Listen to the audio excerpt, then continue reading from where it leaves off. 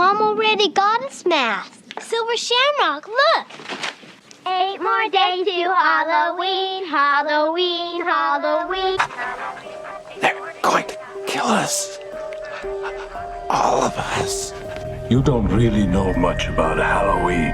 You thought no further than the strange custom of having your children wear masks and go out begging for candy.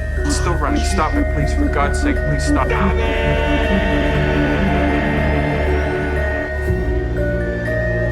Welcome, everybody, to Midnight Cinema, your deep dive into sci-fi, horror classics, new and old. Warning, everybody, there's spoilers ahead. I am Art Hennessy in San Diego, California. And I'm Erik Rodenheiser here in Salem with a big Halloween giveaway, the big Halloween 3 at 9 p.m. tonight. So please watch, listen to the podcast. Wait, I'm not done. It's going to be a long podcast. Okay. Oh my God, I've seen this commercial so much this season. Wow. Oh my gosh.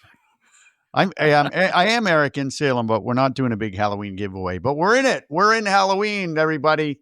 We're in Halloween. You and I are in Halloween. Yes. The last couple of weeks, we did Halloween, the original John Carpenter movie. Then we followed up with the immediate sequel, Halloween 2. Continuation. Gonna correct you. Continuation of the story. And as they said in Monty Python back in the day, Erik, and now for something completely different. Yeah. In the Halloween. Yes. In the Halloween series. Yes. So Halloween, John Carpenter didn't even want to do number 2. He came back for some reshoots. But Halloween 3, he was like, nope, I am out. Michael Myers is dead. As we saw in the last movie, Michael Myers was a flaming shell on a hospital floor. Dead. In the end. Dr. Loomis, played by Donald Pleasance, also dead in that fire explosion. Really and sad. Because Art, I couldn't open with Donald Pleasance. I was like, third time it'd be like Donald Pleasance. I'm not in this movie at all. I'm drinking at a bar. We still have John Carpenter and Deborah Hill producing the movie, but John Carpenter's off. I mean, he's making The Thing, Escape from New York, Starman. He's off on a whole other thing, and he is like leaving Halloween behind, but probably wants to still cash the checks, right?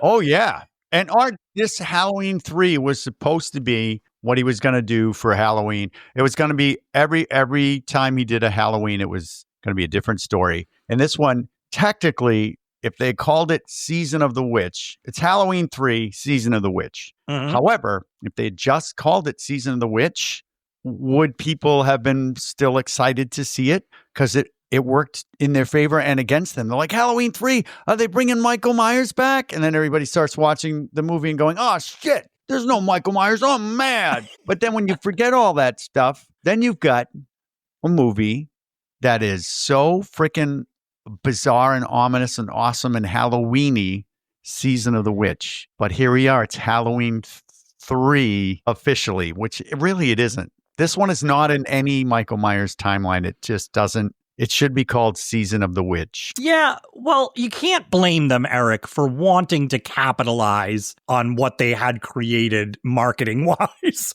with Halloween. You even said in our first podcast on Halloween, what a great score getting that name and making that movie with Halloween as the title. So I'm sure they're not going to want to give that up. But you're right. This was going to be an anthology movie run where every year the plan was release another Halloween movie with a completely different story based around the Halloween season. And this was the first. I would have loved that. I think that would have been cool. Imagine that. And I should say, this movie came out pretty quickly. Like these sequels, when we do these podcasts, they crank them out, man. I mean, 81 was Halloween 2. This is 82. Yep. They're coming out with the Season of the Witch. Big controversy, Art, because you know, Halloween 3, everybody's like, Michael Myers. So I'm going to ask one of our avid listeners, Dwayne. So Dwayne, if you're listening to this one, let us know. Were you like, oh, crap, Halloween 3, there's no Michael Myers? Or were you like, oh, this is cool? Or, Dwayne, did you go, I don't give a shit. I didn't watch Halloween until you guys did the podcast. But I'm going to say I like it. I've watched this movie way too many times, so I'm just going to. You're putting it out there. Look at this. Now, look at my shirt. Oh my gosh. Erik has a shirt. We're going to talk about it, listeners. Yeah. But Erik has a shirt with all of these 3 different Halloween masks on it. It's the Halloween 3 art. Mm-hmm. Halloween 3. Okay, Erik. Yeah. So you just mentioned you love it. Really briefly, we'll talk about what's your history with this? Did you see it in the theaters? Did you go to the theaters and see this when you were younger? Were you expecting Michael Myers? What or did you already know? I know you were like a Fangoria reader and everything, so you probably knew that there was going to be no Michael Myers before you saw this, right? Yes, I did. Yes, because there's some shots in Halloween 3 that were in Fangoria, and I was just like, oh my God, oh, it's horrific. But I don't remember if I saw this in theaters or not, but I do remember how I felt when I was first watching it, and I will give you a verbal example. Okay. That was me. Yeah. Because I wasn't a diehard like, Michael Myers better be in this. I was like, he's dead. He burned to a crisp, dude. Yeah, and I remember from that time that I think I was pretty aware going to see it. This was my first Halloween in the theaters, movies that I saw in actual theaters was this one. And I remember going into it pretty much knowing there wasn't Michael Myers in it. It wasn't a continuation of the Michael Myers story. But I remember thinking to myself very distinctly, Erik, going, yeah, but they're going to put him in somewhere, right? They can't just not have Michael Myers. They're going to have him in there. Like they're going to connect it. They're going to, yeah, but we'll talk. I know what you're talking about, but I think I was overthinking it. I was thinking, oh no, this is a big marketing ploy. And they're going to get us in there and go, surprise, Michael Myers is in it. And then I remember watching it and going like, oh, this is not Michael Myers' story. Were you disappointed? I think I wasn't disappointed, meaning because I was like, well, they pretty much told me that. I mean, the marketing I thought was fairly clear. There was no Michael Myers on the poster. There was no Laurie Strode on the poster. The poster was really interesting. It had a big mass coming down sort of from the sky. And then this little picture of a sunset with some trick-or-treaters on it, which we're actually going to see. It's an actual still from the movie. Here. It's a good shot. And it's an interesting poster to think about it, Season of the Witch, because you're like, what it brings up, like you said, Halloween 3, Season of the Witch. What's the Season of the Witch? Are there witches in this movie? Is there? Right. It brings up questions, right? I was excited, Art, when I saw that. Yeah. The poster with the witchy face and the trick-or-treaters. Any Halloween movie that's a Halloween movie really gets me. And I will admit that Orsina, my wife, and I have been watching let's say a Halloween movie every night since October 1st. Okay. She really has no choice. So, like, we'll do some things like Witches of Eastwick, which is technically a Halloweenish kind of movie. But then we'll do things like Goosebumps 2. We watched it. Yeah. Or we didn't watch this, but my kids just reminded me Spooky House, which went straight to, it was a TV movie, I think, and it's awful. And Gandhi is the star. Our man who got an Academy Award for Gandhi, Ben Kingsley. Yeah. Ben Kingsley is the lead in this ridiculous. So we're watching. I love Halloween movies, is my point. And Halloween. Is Casper going to make it into your rotation? Ooh. No. Oh, wait a second. Hold on. Maybe. Okay. Yes. Okay, Erik. All right. So let's get into this movie. Let's do it. Okay. Let's 1982. Yeah. I'm excited. I'm a little sweaty. Okay. So I do want to talk first. Oh, We've talked about them in all of the Halloween movies. We open up and we have our opening credit sequence here. Very different, but also a twist on the last 2 opening credit sequences that we have. Yep, I agree. Seen. So much of a twist that it actually is good. Orsina and I watched this one just, I think, 3 days ago. And she said out of her own mouth, wow, this opening sequence is pretty cool. Mm-hmm. But you're not getting, you're getting, no. Boop, boop, boop, boop, boop, boop, boop, boop.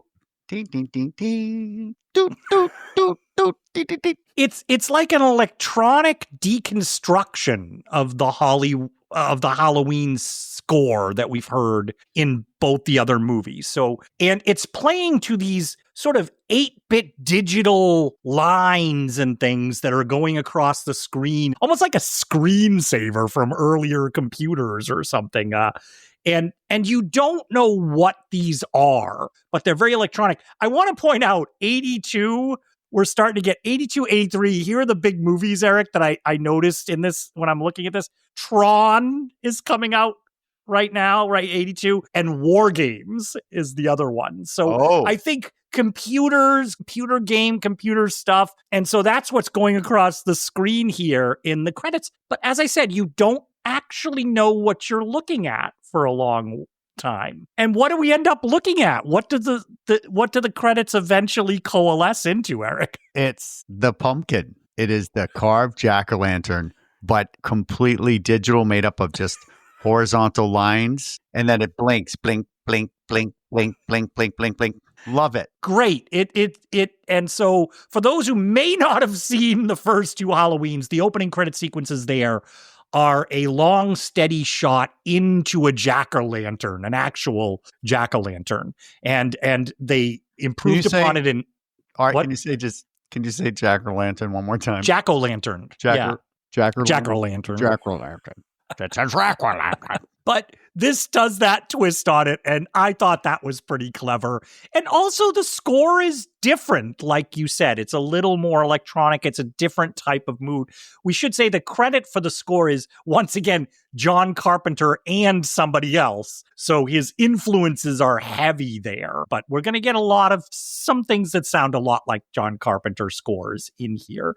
So the opening credits, and then we open up. It's dark, and we sort of see coming out of the darkness somebody running down a road in the darkness. He's lit. It reminds me of one of the first opening sequences of the original Halloween, where headlights shine on some people in a field that are wearing white, and they sort of pop in that field. And this reminded me of that. It's darkness, and then somebody a figure sort of pops up and starts running towards the camera. Yeah. It's like the urban thing. He's under a bridge running, and then you hear the theme song. It's faster though. It's like ding ding ding ding ding ding ding ding ding ding ding ding ding ding. And then there's a car following him with the headlights, and he's got something in his pocket. But what I love about Halloween 3 is they've synthesized this so much that whenever there's a scary moment, you get this. It's like a wow, and that's when the car shows up. The car headlights pop on with that, and I will say, Eric, that is used a lot in Christine, John Carpenter's movie that's going to come out a year later or so, is whenever Christine, the car's headlights pop on, you'll get those sort of... And I think that John Carpenter or somebody must have a shitload of these cars, because this car is the same frickin' car we've seen in the past two movies. They must have a huge lot with all these cars on it. Yeah. But the guy's running, and he runs into a junkyard area, and he's trying to hide from the car. So it's clear that the car's trying to track him down. Mm-hmm. Right. And he keeps hiding, and he tries to get into the trailer, where the manager would be for the junkyard. But what I love is that there's another, and he's stopped by a guy, but it's a guy in a suit. He's wearing a three-piece suit with a tie and these black leather gloves, and he starts attacking our guy with the whatever it is in his front pocket. Mm-hmm. Yeah, he starts attacking him, and he seems pretty strong, this guy in the suit. I was going to ask you, do you recognize some of these? We'll talk about it as we go later. on. Later on. Yeah. This is, but this guy is kind of pushing him down his knees, and this is a little convoluted, Eric. But I guess he gets out of it our person who's being chased and is now in the grips of this guy in the suit, he has the wherewithal to grab a chain. This is very convoluted here. And pull the chalk blocks out from a car that's sitting a little bit away. And so he pulls the chain and the chalk blocks come out from the tires, and that vehicle rolls towards them. Yeah, because the guy's on the ground being choked out. And is it a trope? Here's a trope, Art. It's that trope where you're being strangled and you're always reaching for something. Always. And you always end up getting it. Right? Mhm. I've never pulled I think the chalk block is what you Chalk call it. blocks under the tires for It's something. concrete, right? Well, no, they can be rubber or wood, Okay. and you put them behind the tires. This guy's also strong. Yeah. But here's what's weird is the guy choking him out, the car is rolling up to them, and then the guy just looks over, and it I guess it pins the guy to the other car, but sideways, so shoulder to shoulder. And the guy he just goes, ooh, and he doesn't even make a noise. He just stops like, oh, and then he dies. It's so weird. Yeah. It's not like he doesn't scream. He doesn't have much of a reaction. No, he This just guy. kind of tilts his head back and then stops moving. So the guy gets away, right? Yeah. Our Mhm. little intuitive chalk block puller runs away to the gas station. Yeah. So now we're going to cut to a gas station. As you said, there's an attendant in there with a newspaper, and he's watching television. Looks like deserted out in the middle of nowhere or something. I don't know. And the television is playing a news report. And if you're just watching, when you start watching this movie, if you don't know anything about it, this news report you might not understand why you're even watching it. No. It's about Stonehenge. Yeah. So it's American news. I guess it's an international story. It is. I guess it would be very weird. It'd be like the Malaysian flight, whatever, disappearing, right? Yeah. The news story is that one of Stonehenge's plinths, one of those big, massive, right? Are they called plinths? Right? I don't know. They are now. But the triptychs or whatever they call them, right? Yeah. Those big stones is gone. It disappeared like overnight. And the news reporter is talking about it. And they were saying it weighs how much? 5 tons or something ridiculous. Something ridiculous, the tonnage. Art, this reminded me of, this was maybe last year or so, where AI started getting some really good legs, and people were showing the Easter Island heads, and they digging down to the bottom, showing that they have bodies buried, and people were like, oh my God, I had no idea. Like, it's just, I'm like, guys, don't you think this would be international news if they're like, we dug up thousands of year-old monuments and found they had complete bodies. Easter Island. So Eric, that's you trusting the mainstream media that they're going to tell you everything. That's right. You. Yeah. Right. Well, they are here. They are here. And this guy, the gas attendant guy, has the world's greatest chin. He has the best chin. He's wearing a little, what is it called? A skull cap? Like the little, like One Flew Over the Cuckoo's Nest. He's got a mustache and a huge, awesome chin. Like he's almost from one of the Rankin Bass holiday Christmas movies. Like, dun, dun, dun, dun, dun. It's awesome. I just want to point it out. After our news report about Stonehenge and one of these things missing, here we go. Is our first view of this. This is a commercial comes on, and it's a commercial, and it has a jingle to it that is so infectious. After you see this movie, you will be humming this tune for years. I just, you can't stop for humming years. It. Yes, for years. Yeah. I'm still doing it. Do you want to give it a shot? Sure. The tune? Sure. Are you ready? Yeah. Do. Watch my head. Do. 8 more days to Halloween. 8 more days to Halloween. Silver Shamrock. Do. It's good to join us for the giveaway. Apparently, John Carpenter working with the other guy creating that jingle. So and they wanted something they didn't have to pay for it. So it's freaking London Bridge is falling down.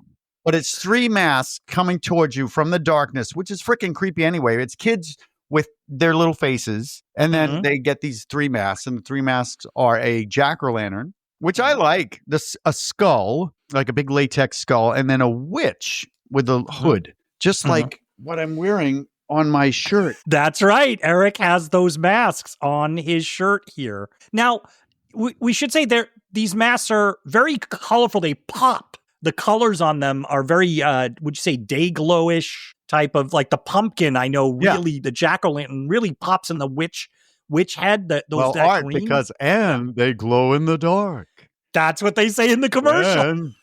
And they still, I want to point out, they make these, and it was Dawn Post Studios. And I can't tell you, Art, how many masks that I got from Dawn Post Studios, because they're just good quality. And I want to tell you, Art, before I forget, remember in Halloween and Halloween 2, you're like, this is, I said, that sounds familiar. Dr. Dementia with a late night. It's the same voice. And you know who it is because you must have looked it up. But the voice of the commercial and Dr. Dementia from Halloween is Tommy Lee Wallace. And we haven't mentioned him yet, but he's directing this movie. He's directing it. And that's his freaking voice. I knew it. I knew I would. And because of this podcast, I'm learning things. And this is what I learned. I'm so excited. So, yeah, Tommy Lee Wallace is the director. He was in the Carpenter crew, I think, going back to Dark Star, I think. Working little bits here and there all the way through, and then he gets his shot at directing this. I love these little callbacks and little bits where you're like, wait, what? It's cool. Yeah. So that's Tommy Lee Wallace. And I will say that the commercial comes on and suddenly the garage attendant hears something out in his garage. Yeah, he hears a because he gets a jump scare by, I guess this guy's name is Harry. And he grabs him and he's like, they're coming. And then he faints away. Like, why? And we should say they focus in. He's the guy who we saw being chased. He's now collapsing in the gas station, and he has the pumpkin mask. He has the jack-o'-lantern mask clutched to his chest. And we know he's being followed too because we get another or something like another guy in a suit.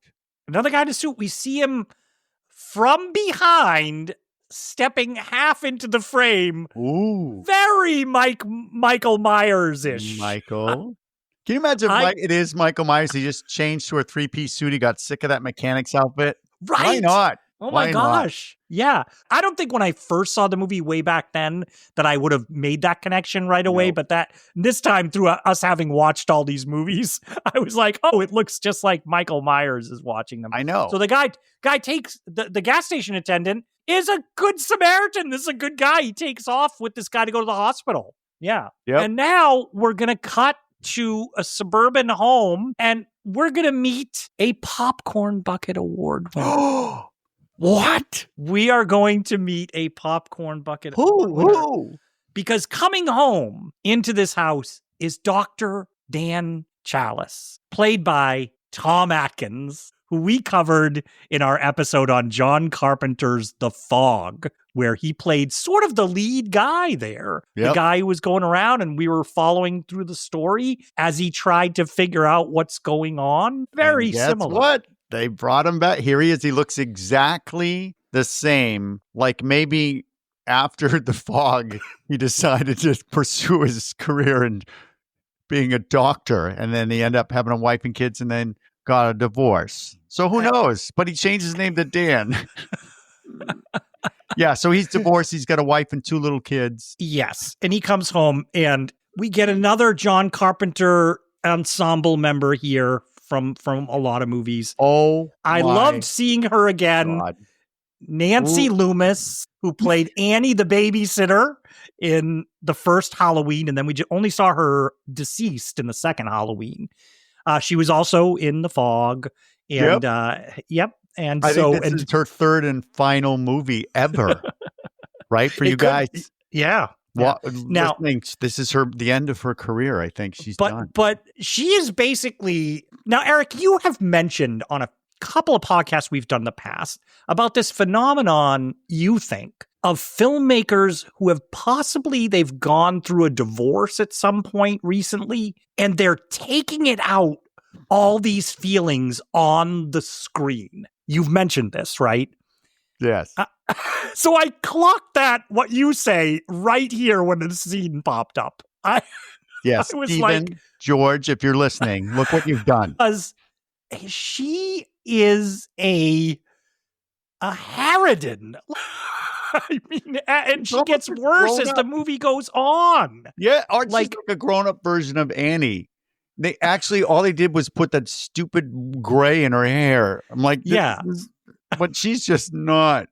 But he's a little bit of a drinker, so. Well, yes, I was going to say she talks about drinking, but he's come in. Obviously, he's divorced. He's come to visit that night. And the kids, he's got the masks. He got them a present. And they open them up, and Erik, what do you think of those masks? There's the typical, that plastic mask that you used to get in, what is it, the 50s? Where it's like devil, witch, vampire. And the two kids open them up, and they're like, oh. He's like, what, you don't like it? It's plastic with the elastic stapled to the two sides, right? Oh, yes, and it pops out. It's a little boing, pops out. It splits all the time. Yeah, I had way too many of those. They noticed. They're like, these are shit, Dad. Their exact words. These are shit, Dad. Mom got us the Silver Shamrock masks. And he's the doctor. He's the one who's supposed to be raking in the bucks. Yeah, but he's spending it all on drinking. Drinks. And so they put on their Silver Shamrock masks, pop them on, so they sit dangerously close. I must have done that, Art. Did you? They were I guess I did. I remember though my mom saying the same thing Nancy Lewis says, or somebody says in this movie, don't sit too close to the TV. That was a thing when we were a kid. Remember? But we all did, and look we're still dangerously close now to the screen. But they hear the commercial the second time. We hear the do do do do do do do do do do. Oh, and the kids are like whopping their heads along with it. And we should say the tune right now is 8 more days till Halloween, right? Yeah, That's what we're hearing here at the beginning. Yep. 8 more days. Because it's the same night.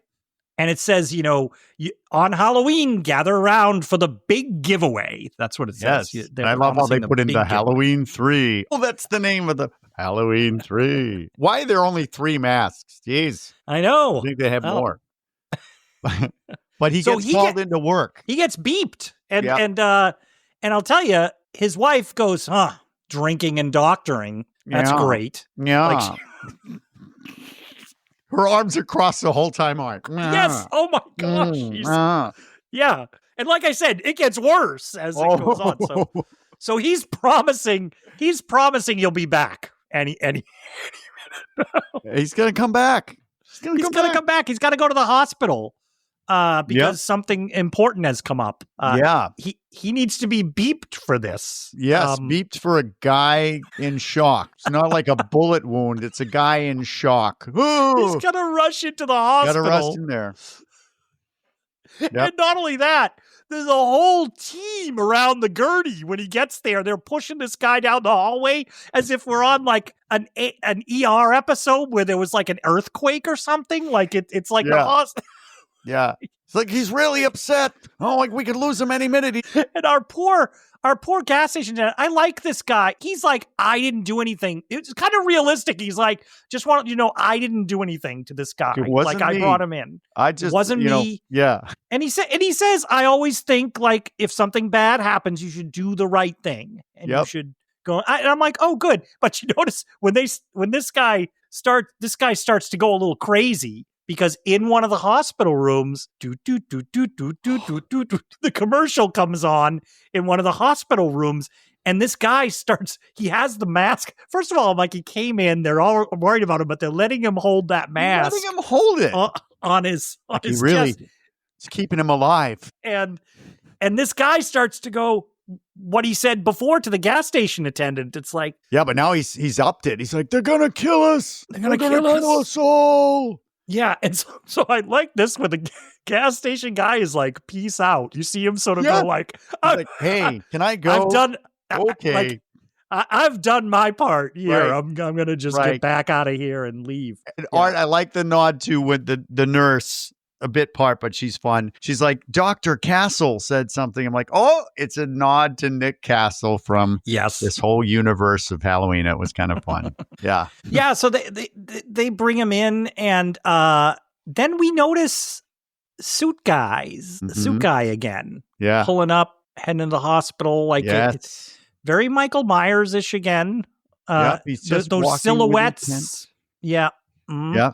Looking with intent, and a cute scene with Dan and Nurse Agnes. I love it. Cute or well, it's cute. Let's put it this way: this would never fly today. Like, never.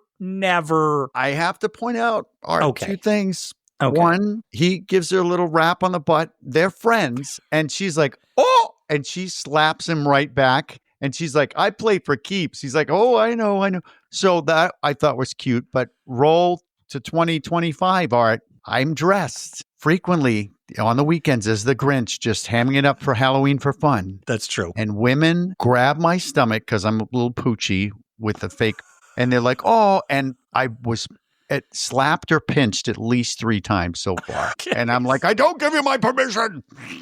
So I'm just pointing it out. Yeah. So the nurse and him go off, and he goes to take a nap in the doctor's lounge. He comes into work to check on a guy who's scared, and then takes a nap.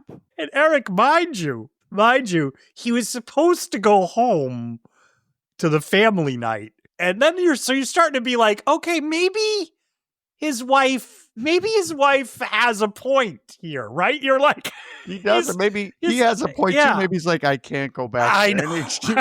It's like they're both having a hard time. Yeah. But now we see, and this is really, having watched these so close together, Erik, really giving me Halloween 2 vibes. That what we're seeing here, they're showing the empty corridors. Yeah, with the sort of Halloween score layered over them. And I'm like, and we see suit guy is now in the hospital, this guy in the suit. And we see him wandering the halls, just like Michael Myers was in the last movie. Did you? Yep. Did Same you feel kind of that? hospital. Yeah. Had more people this time, but then the whole little bit more. Little bit more. Yeah, little bit more. And he goes into a hospital room with our guy is sleeping, and he's still clutching the frickin' mask. And what I love is he puts on, I remember first time seeing this, he puts on these streamlined black gloves, like he's doing it on purpose, like, here we go, everybody, puts them on. And then he comes to the hospital room, and the guy's sleeping, and he covers his mouth with one hand. The guy goes, I think that's where you get another sting. And the guy's eyes open up, and what I love is we show him make a fist like he's going to punch the guy in the face, but he doesn't, Art. No. He then puts up 2 fingers, or his finger and his thumb, maybe? Finger and his thumb. And he just jams them into the guy's eye sockets. But the Foley work, the sounds that they're making are as if he's driven his fingers into the eye sockets and then crushing something behind in the guy's brain or something. It's a gross sound effect, and you're trying to understand what's happening. What he did was, they show it pull forward because this was a Fangoria still. He takes his finger and his thumb, pulls it, puts in his eye sockets, wraps around his skull nose bone, and pulls it forward and frickin' just kills him by pulling the skull forward. And then they show a still, and the guy's nose is like 4 inches higher. Oh, it's nasty. So it is nasty. Yeah. Yeah. But I expected more gore coming out of the eye holes, I guess. That's what I was looking for. But he has gore in his hands because he just goes over and wipes it on the curtains in the hospital room as if that it just nothing to him. Yeah, no big deal. And so when I'm watching this movie, Erik, you're starting to think, okay, this guy clearly doesn't care about leaving evidence or something. That's what you're thinking, right? Yeah. He's not, he's taking his time. He's not rushing out of there. Yep. But our nurse comes in. Agnes comes in. Mm-hmm. And she sees him and starts screaming. Yeah, and he doesn't do anything. He just looks at her And he starts walking out of the hospital, and she's like, oh. And Dan's running up. He's like, what is it? What is it? Nobody else apparently gives a shit except for Dan. Yeah. Nobody's coming running. Dan's now it's a chase through the hospital with the guy always kind of just in front of Dan. We're going through the corridors, and the guy's, it's a Michael Myers walk, kind of. He's just walking a little faster than I think Michael Myers, but he's just walking steadily through the hallways. And he makes it goes out, car. Gets out, and gets in his car. And his car is basically Christine. So he gets in Christine. And then Dan's like, hey, he's being a little cautious. And the guy takes frickin' gasoline, pours it all over him, and then lights himself on fire. And the car explodes. Amazing explosion, I will say. The debris falling from it, like flaming debris, like falling a few seconds afterwards onto the parking lot. Yeah. It was pretty good. Like, yeah, and I was thinking, the car next to it, the insurance is going to kick in because that car's in trouble. But you're saying, what is going on here? Yeah. What is happening? I loved it. Watching that, I can remember watching that and going, what? That guy just lit himself on fire? What? And now we're going to cut to sort of the aftermath, which I love this little scene. It's sort of after this, and suddenly the hospital's filled with police officers, EMTs, and firemen who have helmets. It looks like they got them at a costume store. Did you notice that the firemen have those yellow helmets on that look like they're not real fire helmets? Oh, I was... Maybe they were maybe they were party goers and they were upset and they had to be in the hospital. And he's on what appears to be the only phone in the hospital because people are waiting to use the phone while he's on it. Yeah. And this is where I said it gets worse for his home life. He's talking on the phone and we hear his wife on the other end. We hear Linda on the other end. And it is like, what do you mean you're not coming home? What are you doing? Are you drunk again? Are you? Like, it's like, and then he turns to somebody in the office, a police officer, somebody he doesn't even know, and goes, it's my ex-wife. And then he goes back to the phone call. Oh, yeah. He's like, 2 people are dead. No, it wasn't an accident. Yeah, that was awesome. But he finds the mask. He picks up that mask. Mm-hmm. Yeah. And the mask right now it's kind of scary in itself for some reason. It's cracked a little bit and stuff. And it's got, I don't know what you're going to call this. So I'm calling it a pin or a label. What do you call it? It's a round. It's a button. I think they refer to it later as the trademark. Yeah, the trademark label. And it's not. But it's metal. It's shiny. And it's very distinct. It's on the back of the mask. It's the shamrock. It has the shamrock. Silver but Shamrock. You're starting to notice that here. Yeah. When the mask and it's about I would say it's like 2 inches around. Mm-hmm. So it's not a tiny label. It's a big ass. I thought, wow, they're really selling the label here. And then we know now it's now Saturday the 24th. Yes. Right? So it's unlike the next other Halloween movies. This is a while before Halloween. It's the next morning, and in the parking lot of the hospital, nobody around it is the smoldering car. It's evidence, Art. They can't. It doesn't look like there's crime. I think that there is a crime scene tape, or it's not, and it's just sitting there. And like you said, and the poor car next to it is charred too, and still there. Yeah, and so I just noticed. I was like, what? They're just gonna, nobody carted that away, or there's not like NCIS people all over it. Like I just think nobody picking pieces off of it or putting tape around. Nothing. No screaming guy like, what happened to my car? Yeah, and then we're gonna meet this guy who got killed in the hospital, who got his eyes gouged out, that we've been sort of following up to this point. His daughter is going to come in to identify his corpse. Yes. His daughter Ellie. Mm-hmm. Mm. Yep. She comes in and she's very beautiful. She's got that typical 80s curly hair. It's almost like an Adrienne Barbeau type of look. Yep. But more a young, what I'm trying to think of. She's tiny. Yes. She's tiny. And the hair and the makeup and the affect looks like music videos from the 80s. Thank you. It's there you go. Right? That's Yes. the Saved aesthetic. Saved by the Bell. Yeah. Saved by the Bell.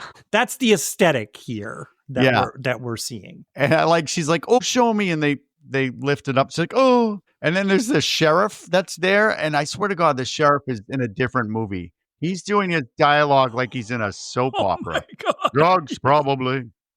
And then she's like, oh, let me know if you find anything. He goes, I'm sure there'll be some more questions. Big pause. And maybe, just maybe, some more answers. Yes. You think it's going to zoom in on his face and go, we'll be back with Days of Our Lives. What the hell? Yeah, he was great. I liked him. I'm glad you picked up on that because I liked his dialogue. Maybe, as well. Art, we'll have some more answers in this podcast. So this actress is Stacey Nelkin is who she is. And has she been anything after this? She was in a couple things, right? A couple, but our generation, you probably know her from she was in Up the Academy. Oh my God. Yes. Oh yes. Holy crap. She was in Up the Academy. Yes. Oh, Art. Thank you. Thank you for that. And I'm going to watch that.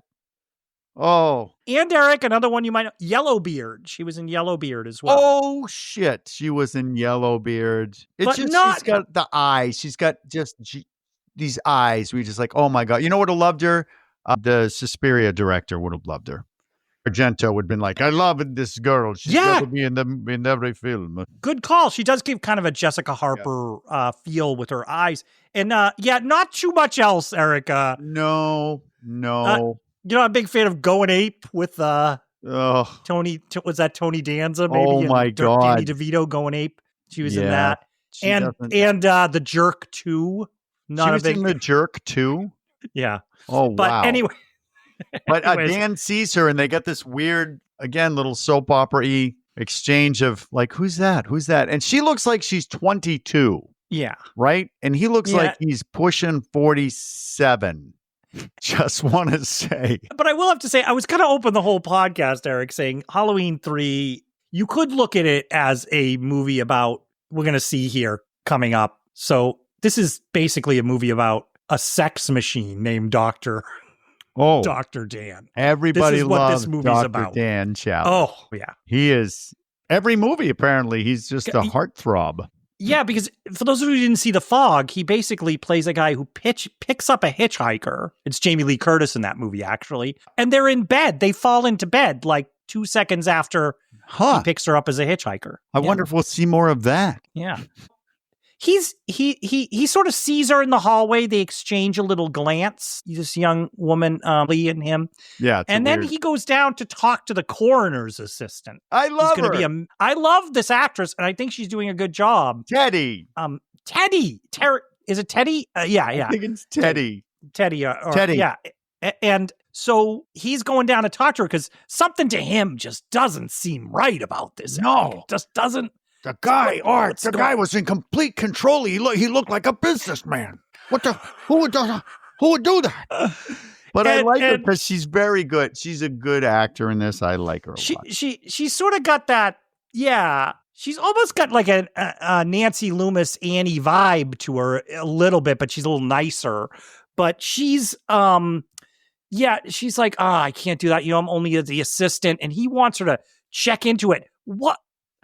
I'm going to ask you, what exactly does he want her to look into? I don't like in this. He's like, just look into it. Look into it. He's going to look into it. And it is, you know what? I want her to be Teddy, but it's Terry. Terry. Yeah, that's what I had in my notes. So I wasn't sure if you believe whatever I say. You're an idiot. I do. It's Terry. You sometimes have seen these movies way more than I have. This one in particular. Yeah. And so I trust you. Yeah. Yeah, but it's things, Art. Got to check things out. And the dialogue here, which you probably picked up more than me, but they got something going on here too, because there's a little kiss. And then he says to her, hey.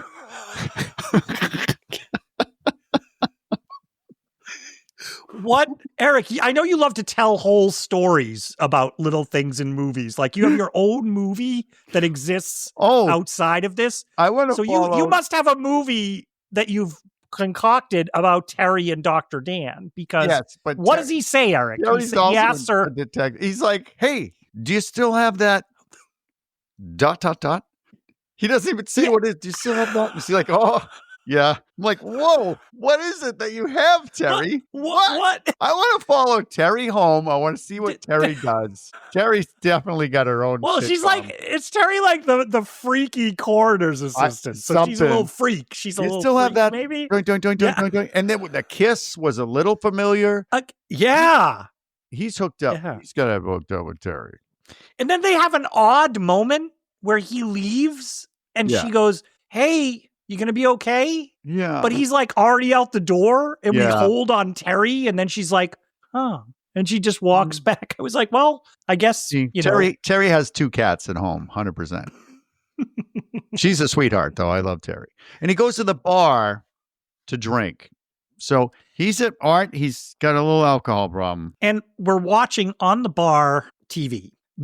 There's a cartoon. Yeah. Oh, what the hell? Yeah. There's a cartoon. And they hold on that cartoon for what seemed like 10 minutes. Yeah, why We did were they show watching- cartoons at the bar, first of all? And then what the hell was it? It's Don't one of know. those, like, There were no recognizable characters in the No. cartoon. It wasn't like suddenly Bugs Bunny was in there or something. it's those it was old boppy, like spooky, scary skeletons.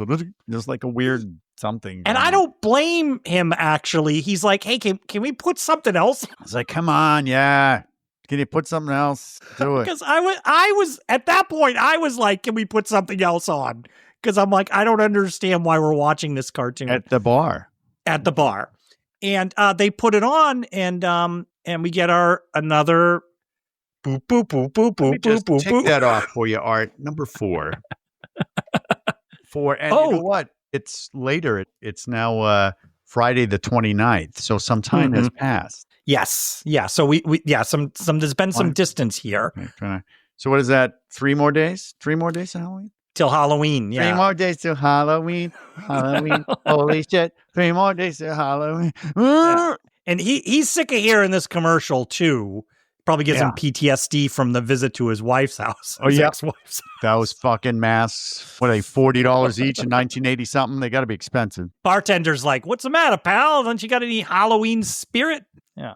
Halloween spirit at the bar. Yeah, he Um, doesn't. Mhm. But who shows up at the bar, Ellie? Who comes? I mean, I spoiled it, Ellie.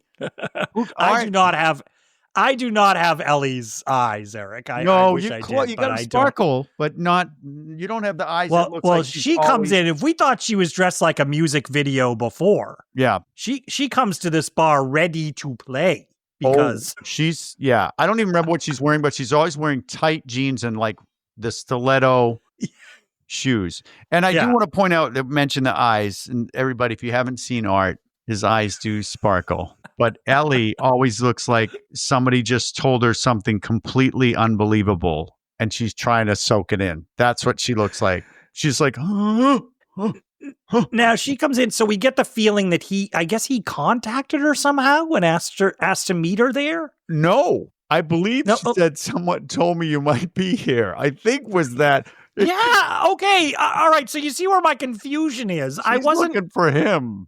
She went looking. So it's a couple of days later. Yeah. All she did was they didn't even exchange any words at the hospital. But I guess No. she's feeling like there's something weird about her dad's death.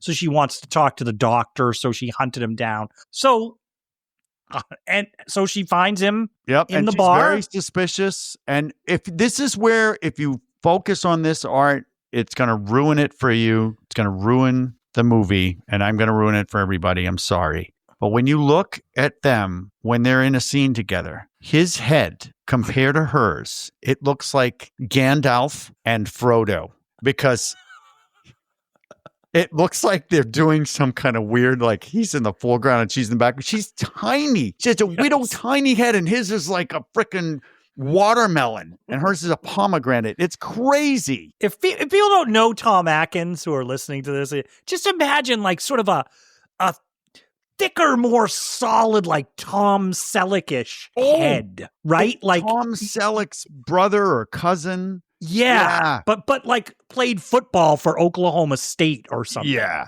Yeah. Yeah, he let himself go a little bit. He's got a lot of neck, Yeah. little pock marks. So he lies to her even. He says, she says, what, did my dad say anything? And he said, tell Ellie I love her. She's like, well, yeah, you're full of shit. Yeah. And my dad was a lot of things. And I guess the idea here is she's saying that something doesn't seem right to her. And he also, this is not sitting right with him. Yeah. And the guy's death. So they're both we're supposed to think they're both brought together by this idea that both of them think something's going on. Something's weird about this. And I will say, fairness, Erik. Yeah. It's easy to joke about it, but I do think if suddenly, like Erik, if suddenly you died in a hospital, brought in by some guy because you were running through the middle of nowhere with a Halloween mask, clutching it, and you were saying they're gonna kill us all, I too might be like, and they go, well, yeah. And then somebody came in and killed you in the hospital.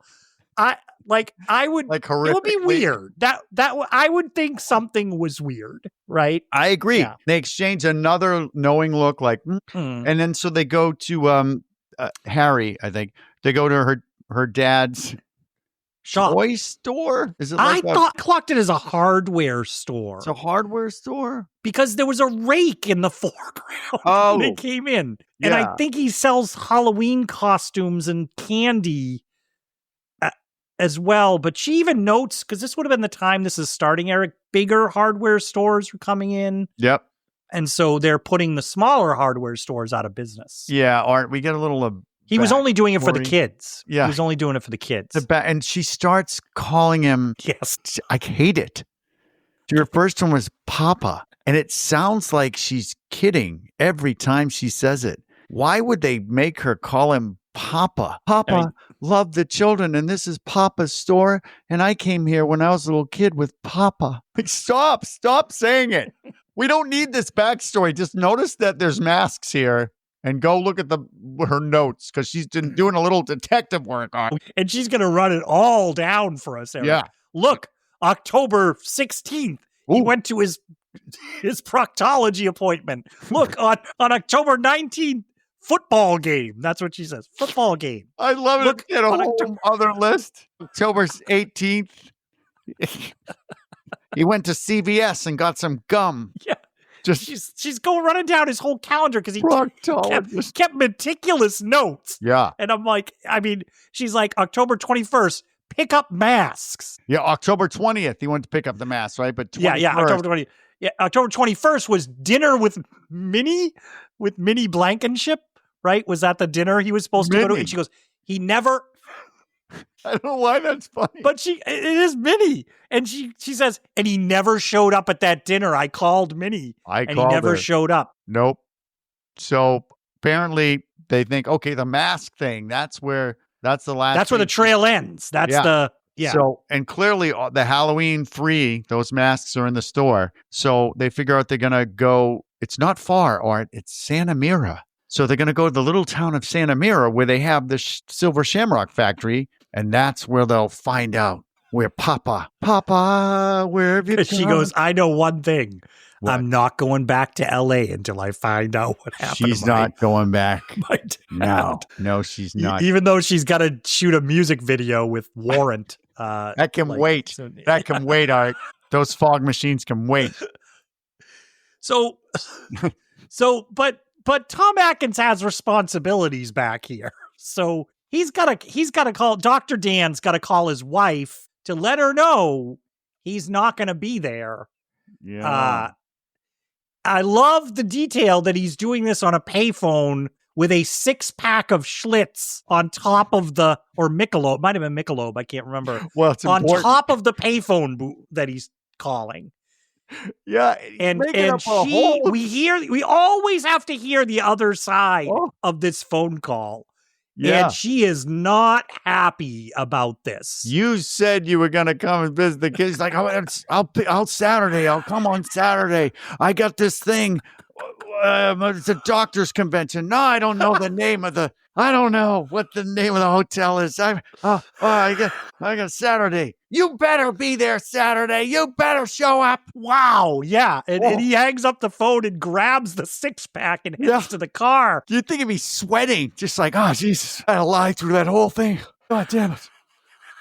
It's like, she's killing me. Forget Michael Myers, the relentless killer in this movie is his wife, Linda. Yes, she's coming after him. You said Saturday. Who is this girl that you're with?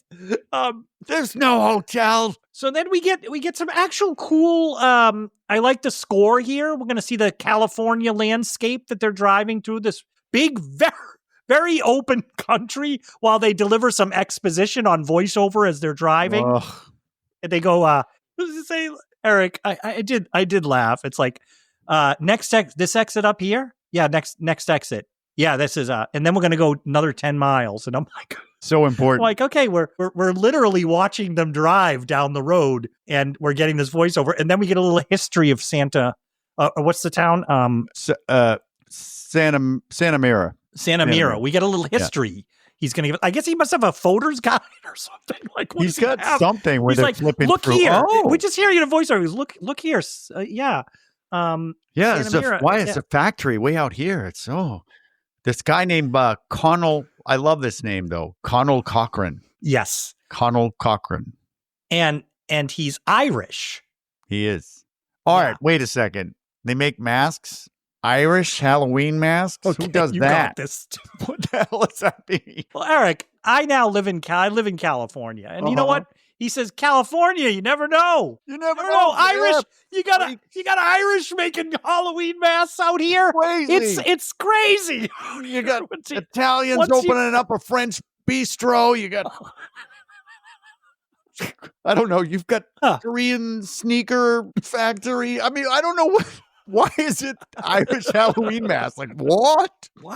And you have this is number 5 in the car is the commercial. This is number I'm marking down. It's the 5th time we've heard this. Ding, ding, ding, ding. He's like, oh, that commercial. I would have loved it, Art, if the voiceovers were just like, hey, can you pass me another potato chip? Oh, I spilled. Like just things like that. Oh, they kept going. Yeah. Like that. Yeah. That's I spilled my drink. Oh, shoot. What's that cologne you're wearing? Oh, my ex-wife gave it to me. I mean, it would have been awesome. Just 5 more minutes of that. You got any ketchup in the glove compartment? And that's it. Saying, what's in here? Oh my God, what's that? You know, they go through the drive-thru. We hear the whole order. I'll have a double. What do you want?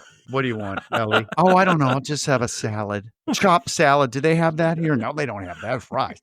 Okay. Get to the town, which so is we like get to the town. Something was founded in 18 something or whatever, right? 18, yeah. 57, so it's an old I think they said, or something. Yeah, it's very old. Yeah. And it's kind of, there's not a lot there. Mm-mm.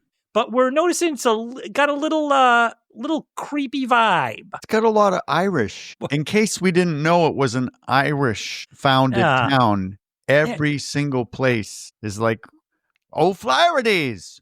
Yes. Little Shamrock. The Happy Leprechaun. I mean, it's just, everything's like Dubliners Tavern. Yeah. And there's people, every time the car passes by, there's somebody like leaning out of a window, or they're looking at them. We do pass a couple of silhouettes that look like they're the suited guys too. Yep. Looking, we don't quite see them, but they're from behind and they're silhouetted. Yeah. One of them looks exactly like Michael Myers in silhouette. Yes. And we get, there's these cameras, like we're talking 1980s surveillance cameras, making that noise. They need like WD-40. Yeah. They need something. But apparently everybody's watching them. And then he says, well, it's because it's a company town. You know, they all know each other. Yeah. Yeah. He knows everything. He knows a lot. And they pull up to the Silver Shamrock factory. We see it's a big old factory. It's got the big logo for Silver Shamrock on it. And she's like, you know, what is she like? Well, I don't know that I'm ready for this. I guess they were just going to go in and raise hell. I don't know what they're going to do. They're not ready. But it's all right, Eric. Why? Because they're going to come up with a plan here in this moment. It's an awesome plan. What's the plan?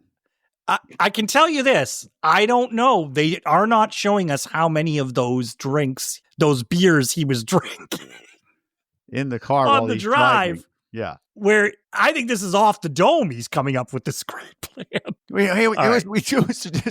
There was a hotel back there. The Rose of Shannon. We just go back there. You know what? We pretend to be a couple or something. You know, find out what's going on. We pose as buyers. Here's what we do. We pose as buyers. Yeah. This is what people think we're joking, but this is what it sounds like. Yeah, He's coming up with this. I love that he came up with "we're a couple" versus he didn't come up with, "All right, I'm your dad." Or we're just a couple. We're a couple of buyers. We're a couple of buyers, but they're like, and then we go in there, you know, The good plan, Art. It's very funny. It's a great plan. I'm not gonna diss the plan. So they pull up to the motel, and Faith and Bigora. Oh no! Here it comes.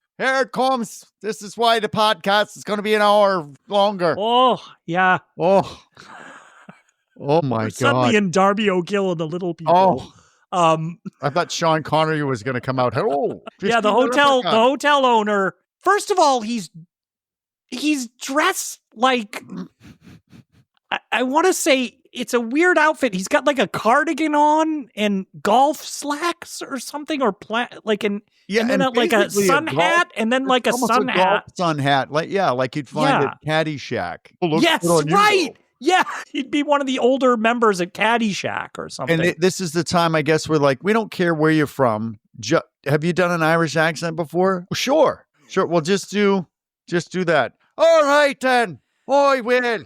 I'll drop it every now and then, but it's still here. Yeah. Oh. And he's showing them the hotel. We put in the new pipes last year. We put in new pipes. Dan sneaking over. I love when I come into a hotel, Eric, and they tell you about that. Like, we put in this. Yeah, it's a tour of the one room in the motel. It's not even a hotel. All the rooms are right there. But Dan's sneaking into the check-in place, and we have to write your name in. He finds her dad's name is written in there. So his dad stayed at that hotel. Yeah. Hotel, I should say. And what I love is she opens up, goes, "You got any luggage?" Oh, you got any luggage there? And she opens up, he's got this tiny little case. "Oh, lot Packers, aren't you?" We've had a lot of practice. Like, she's all of a sudden this. She's wink, from wink, or something. I don't know, or what. She's from LA Art, so she knows, how to act. And then this lonesome hotel is about to become very crowded, Eric. Oh my gosh. This is, Well, although we should say, drives by. limousine. A limousine drives by. Yeah. Yeah. There's the man himself, Eric. There he is, Mr. Cochrane. Colonel Cochrane. Ugh. Fine man, better man, there isn't. You tell me one and I'll punch you straight in the face. I don't know. I'll stick a shillelagh right up my nose if you find a better man than that. Yeah. And you almost think he's going to do a jig. Oh my God. It's Cochrane. I mean, it's Mr. really. Cochrane. Oh. Yeah. And so this car drives by, and we get a Michael Myers from inside the car shot as they drive by the motel. Yep. The car goes by, so we know that Mr. Cochrane is in there. And then they go back into the hotel room. Now Dr. Dan's coming back out, and he nearly gets taken out by a bicycle. Yeah, flies off of this Winnebago. I mean, almost got killed. Yeah, a Winnebago's pulling into the parking spot, and this family gets out. It's a guy, Buddy Kupfer. Is that his name? Buddy Kupfer? Buddy. Hey, I'm Buddy Kupfer. Oh, sorry, we hit you with the bike. They're from San Diego, Eric. I can tell right away. Oh, absolutely. Now that I live here. Absolutely. So kind of a round, happy guy. He's a very John Candy kind of guy. And his wife is wearing outfits that don't exist anymore. Like a jumper, romper type thing, right? The hair's up. It looks like your typical, whatever you're imagining this couple is now. Hey, how you doing? And then the little brat kid called Little Buddy. Little Buddy. Oh. And he hops right on his bike, and his mom goes, "Don't go in the road." And he goes the road and flips them the bird. You're off. And this is why Art doesn't have kids from watching movies. He's like, no, not naming my kid Little Artie. I mean, what? You think about it, Eric, this is the ultimate movie for people who don't want kids. Yeah. Yes. You don't like kids, you might really be fond of. Yeah. You might even question who is the villain, really, if we don't. Who's the villain? Yep. So then they're buyers. They're like, they buy stuff from the Halloween masks. Yeah. They're in the biz. They're in the industry. Yeah. And apparently this is the area where people drive to kill. It's because poor Dan is heading back to, and he nearly gets taken out again by this woman, pulls in, and she gets out, and she's a brassy one. Like she's I gotta stay in this dump again. Yep. And she bustles by him. And so I did laugh at this line, Eric, because Dr. Dan finally gets back to his room with Ellie, and the first thing he says, he goes, This place is a zoo. It is. It's like crazy time. I was hoping another couple people would come in like, hey, bang with the door. Whoops, almost hit you there. Like the guys with the Shriners hats, like come in. They're staying there. Oh, the Shriners. That would have been awesome. And you may not know this. I hope you don't, because I love it when I have a fun fact and you don't know. Okay. It. Fun fact. That's the actor's real wife at the time. So that's Tom Atkins. Atkins' wife. Oh, it is? Okay. Yeah. And I was like, okay, that makes sense. But she's putting a lot on this performance. Oh, yeah. But I thought that's so fun that his wife at the time was in it. But he's talking to Ellie. He's like, it's getting late. I could use a drink. Yeah. But then again, he just ran into Kupfer, Buddy Kupfer, and this woman. He nearly got killed by a bike. And he's like, well, because he's saying like, whoa, slow down. I could use a drink because she wants to get up. She's into the investigation. Yeah. But you know what, Art? Yeah. There's only one bed. There's only one bed in there. Yeah. And well, Eric, there's only one bed. So Eric, where do you want to sleep? Oh, that's a dumb question, Art. It is the creepiest. It's like, is she just a sex machine? The way she says that, where do you want to sleep, Doc? Like she's not even looking at him, like looking at us, like doink, doink, doink. And this guy's lucky. He's just, his charisma. Oh, like I told you, this is just, this is a movie about, you could see this movie through the lens of it's about a man with the most incredible sex attraction to women ever. That mustache. It's a documentary about a man with this interesting condition. Right. Yep. Where every woman except his ex-wife wants to. Except for his ex-wife. She's more one night stand. Kind of makes sense if you maybe. Yeah. He can't handle a full relationship. So and they actually kiss too after this little exchange, right? Do. They kiss. And now evening's going to settle on our little town here. Yes. I just want to point out, it does look like a cantaloupe kissing a tomato.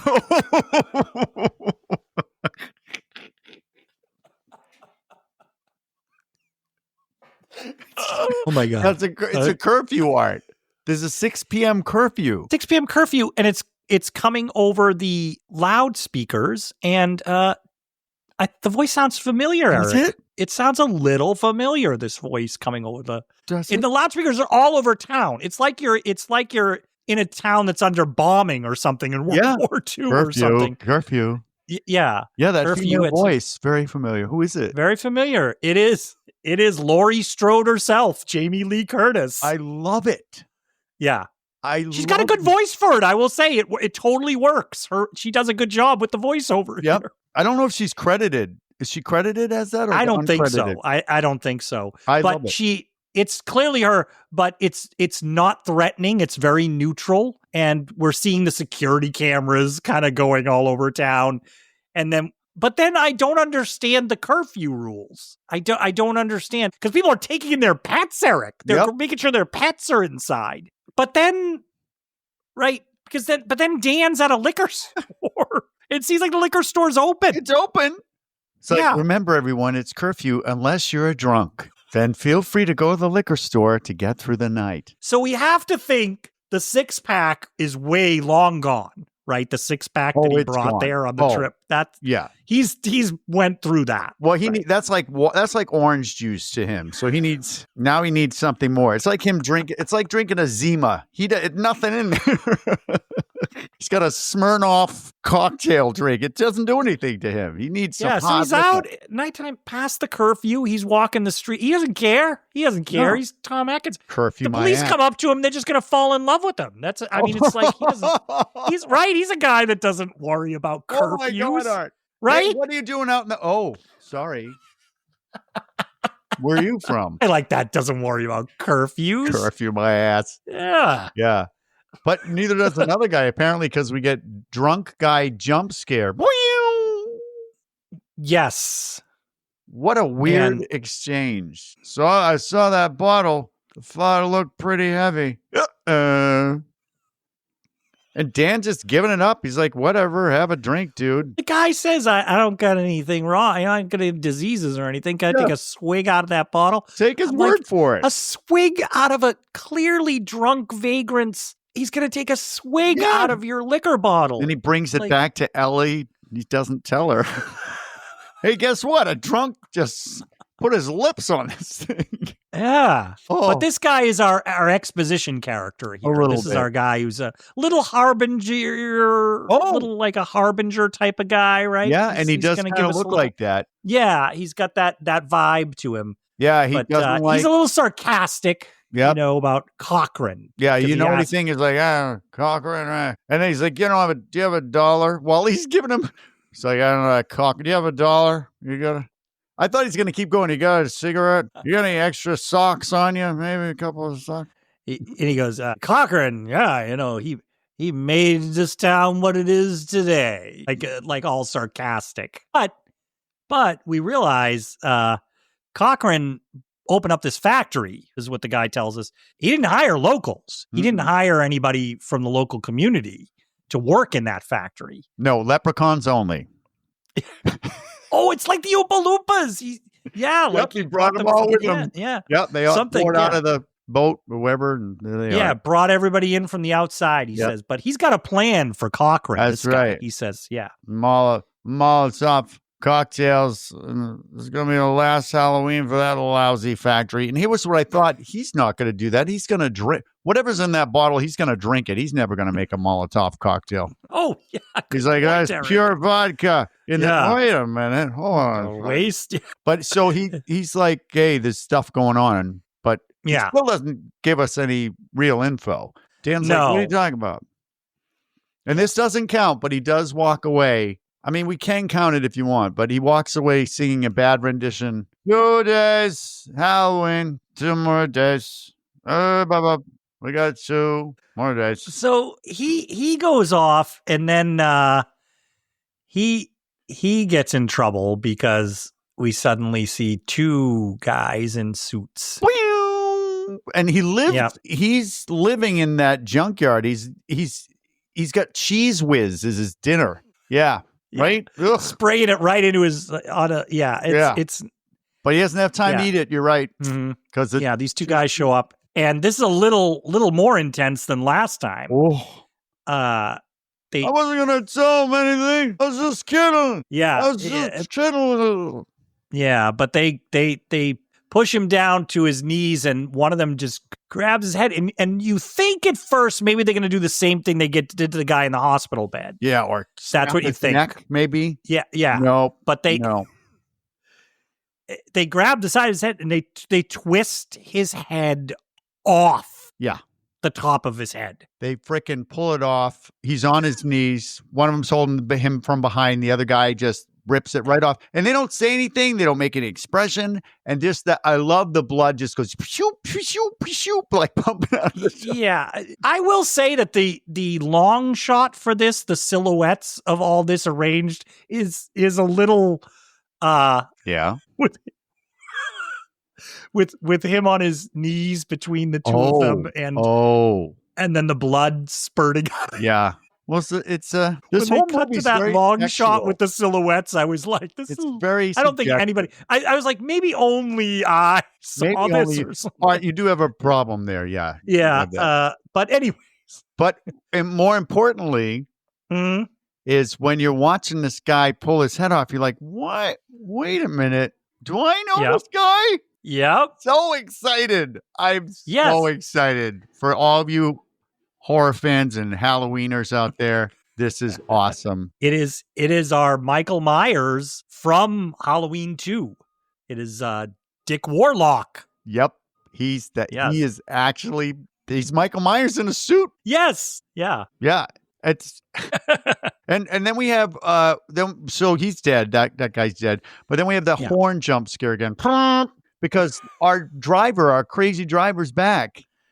Yeah. The names in this movie. Like, is that the names in the 80s? Marge? Yeah, well, you think we had Marge Simpson coming about then, so maybe it was more of a common name than Would you say Millie was Harry's hookup? Millie and Marge and Buddy?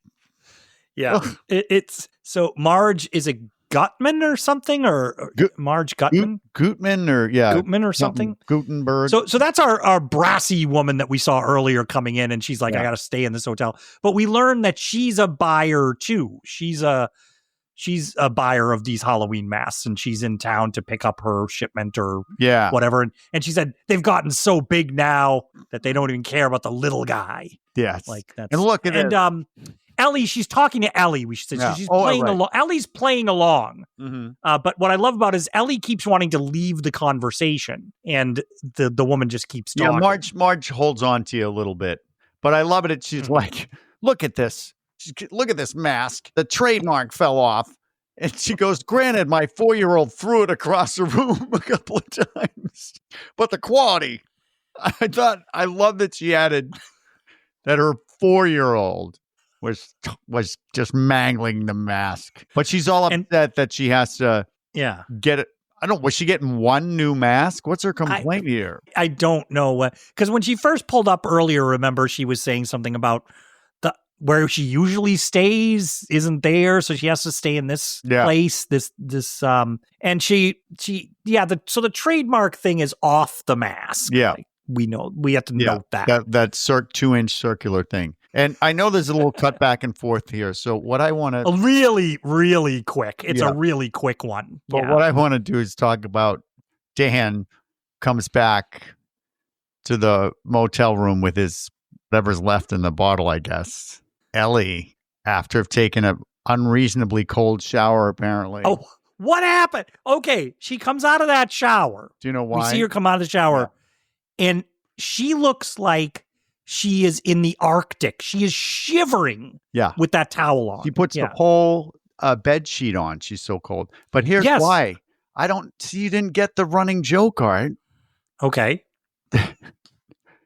We had new pipes installed. But Art, they're not working. No. That's the running joke. And the pipes don't work because it's just cold water. And she's like, he's a liar.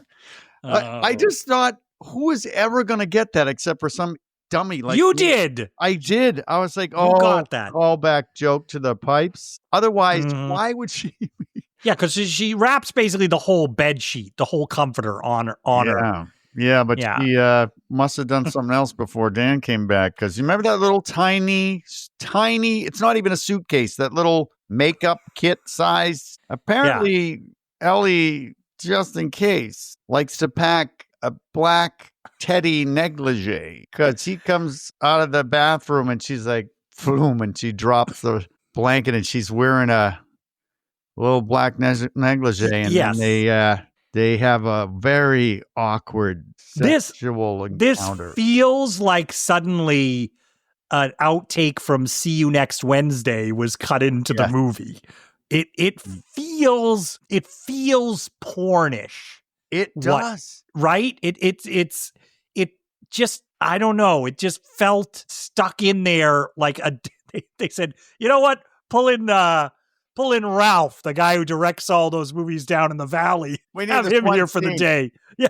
Like, and I remembered Halloween 3 as having nudity. Like, we see nipples and breasts, but we don't really. No. But we do. He goes right for her boob, and she goes, and I'm just like, stop. She makes this noise like he gave her a piece of chocolate cake. It just was weird. It's very like Cinemax After Dark type of thing. So right? unnecessary too. Yes, and let's say Eric, I have to say what I have in my notes is I would love if his Linda called right now. Oh my God. All right, that would have been the better. I would rather see that. Linda calls, she knows where he is. I found that motel you're in. Are you alone? And he's like, yes, I got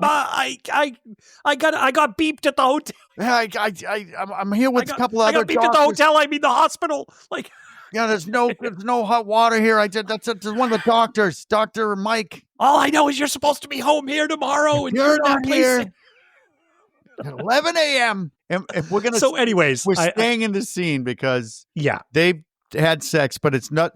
It's for someone who's like, oh, okay, I'll watch that a little bit. There's nothing. No, he starts in, and then they're done with sex. Yes, but she's not. She's not. You said earlier, Eric, she's a little insatiable. Yeah. Oh, she's got more than one of those teddies, I bet, in that little thing. And she's like rolling on top of him. He's like, oh, geez, don't you ever get tired? And she's like, how old? So creepy. How old are you? Older than I look. Yes. Oh! But Eric, that line to me, it reminded me of, remember, he hooks up with Jamie Lee Curtis in the fog. They don't know each other. And that line of, what's your name? Like they remember, and that this kind of reminded me. What's your name? Yeah. Anyway, this totally reminded me of that. How old are you? Yeah. And she doesn't really tell him. She doesn't say an age. No, because we don't want to know. We don't want to know. But she's she's very aggressive. Where do you want to sleep, Dr. Chalice? Doing. I mean, woof. So now they're going at it again. We don't see it now. Eric, I want to. Because we're going to move into something else here. But I want to note that this is about this. We're about halfway into the movie right now, are we? Time wise, yeah. We're no. I just saying like the movie. I remember I stopped it, and it was about 45 minutes in already.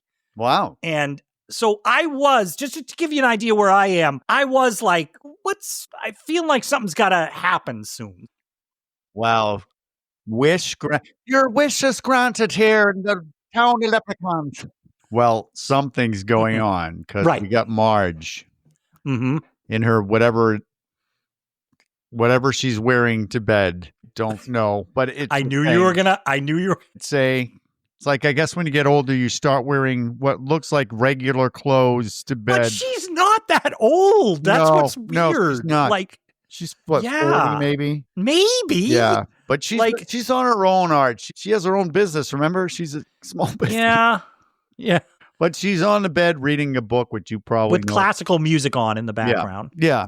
And it's just a horrible motel. And she notices that while she's in bed, the Silver Shamrock thing is on the ground. But it's turned over and it looks like a computer chip on the back of it. Right? So she's like, huh. And she picks it up. And what I love is she goes back to bed and she reaches into her hair. Yeah. And Ferris Bueller's bobby pin out of there. Like, are bobby pins still real? I have them like for acting, but are they still, do people still like put them in their hair? She does. And she pulls one out. Because she wants to mess around with that chip. She's very curious about it. Yeah. So the first thing you do, Art, when you see a little computer chip on the back, is you start picking at it with the bobby pin. So here's where you got what you wanted, Art, because all of a fucking sudden, first time watcher, you're like, what? A blue like laser from Star Wars shoots at her face. Into her mouth. Yeah. It goes into her mouth. You're like, what?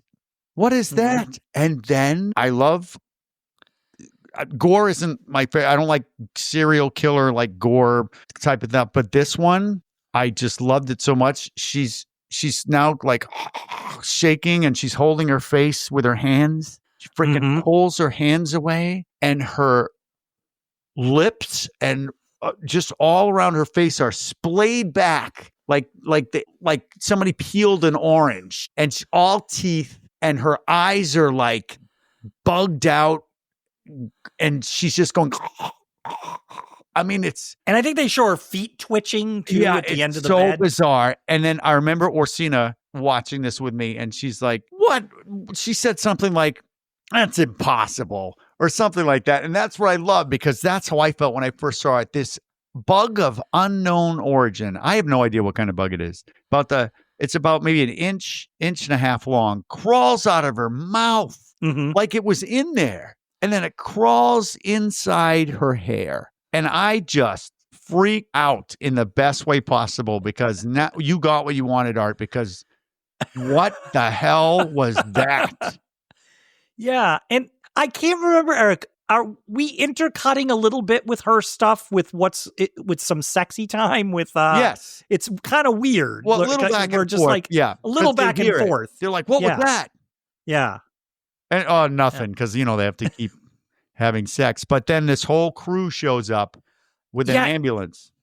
And it's sort of like an army of these suit guys. Like, there's a lot of them. But they're in white lab coats. Yeah, like if you bought the action figures, this would be like the lab coat version. Yeah. Yes. Creepy guy with a lab coat. Yeah. But I think they still have like the tie. Like, it's clear they still have the suits on underneath, maybe. I'm not sure. Yep. But they all show up to take Barbara out of the Marge out of the motel room. Yeah, where'd you get Barbara from? I have no idea where I got Barbara. That is awesome. You're thinking she seemed like she could be a Barbara, though. I mean, give me that credit. Yeah. She could be a Barb. Yeah, but she's Marge. She's Marge. So they show up, and then the man himself appears, Eric. He does. Because our guy is there again, our hat guy. Who owns what does he own? The motel. Gas station? Oh, and the motel, yeah. He owns the gas station is attached to the motel. Right. He's there. Yeah. And then he's like, don't worry about it. Take care of it. And they come out. Our couple comes out, and they're looking at it. And Cochran comes out, and he's like, oh, yes, you'll get the best possible care. And then he turns around and goes, what happened? Like that. He just changes it. What happened? And you hear one of the suit guys go, misfire. Yeah. And they heard it. Our couple hears it. So you're like, what? And Tom Atkins is a doctor. So he's like, hey, I'm a doctor. I can help. And they're like, give a shit. Oh, we'll bring her to the factory. And the factory. So why doesn't Cochran have like a thick Irish accent in this movie? He's got more something going on. He's got something, but we should say this actor Dan O'Herlihy, I think is his name, right? And he's long time sort of British TV actor. He hasn't been in a ton of stuff, you'd know, but I like him in this. I think he's a good casting. Yeah, we should say a little bit about Cochran. He's wearing a suit, but it's a black suit. He's older. He's got white hair, but he's still like I would say elder handsome, right?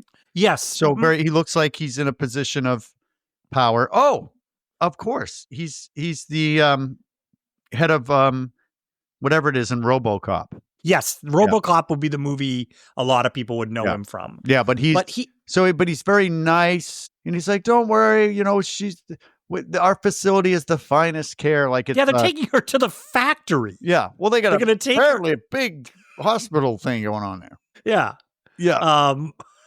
So, anyways, we missed. I want to point out we missed the actual nudity in this. Is when everybody shows up. Dan gets out of bed. And we see Dan's bum. We see Dan's little bum. When he looks out the window? Yeah, he's got a little square bum. He's just... Okay. I was like, good for you. He got more nudity than Ellie.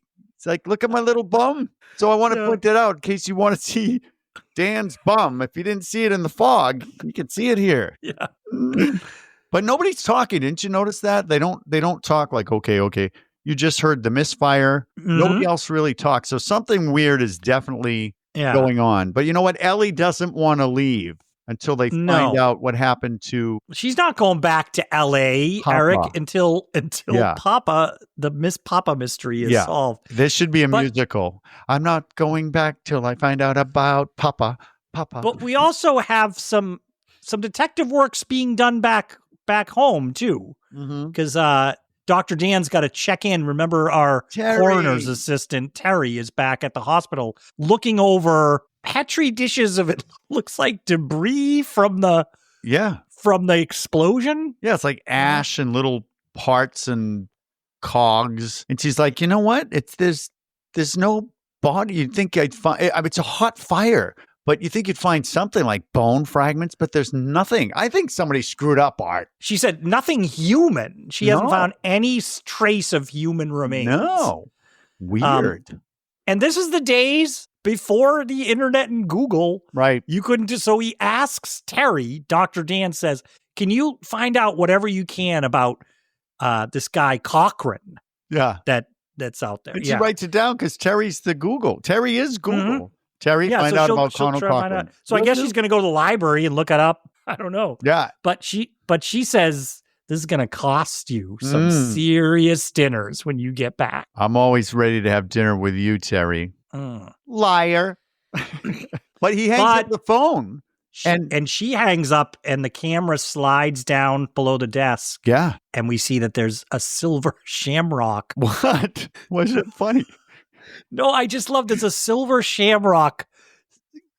I don't know what we're calling them, tag, but it's got a wire coming out of it. Yeah. And I'm like, well, the stealthy, like wiretappings, everything. You gotta always make sure, Eric, you put your logo on. Yeah. In case So that if somebody finds it, finds it, they'll be like, oh, you nailed it. like when the FBI puts those in, or the CIA, they make sure they have the CIA logo Yes. on the wiretaps. CIA certified. So that Yep. Exactly. But that's to let us know somebody's listening to this conversation. Yep. with Terry. Exactly. And they're back at the town. They're being watched by those creepy suit guys.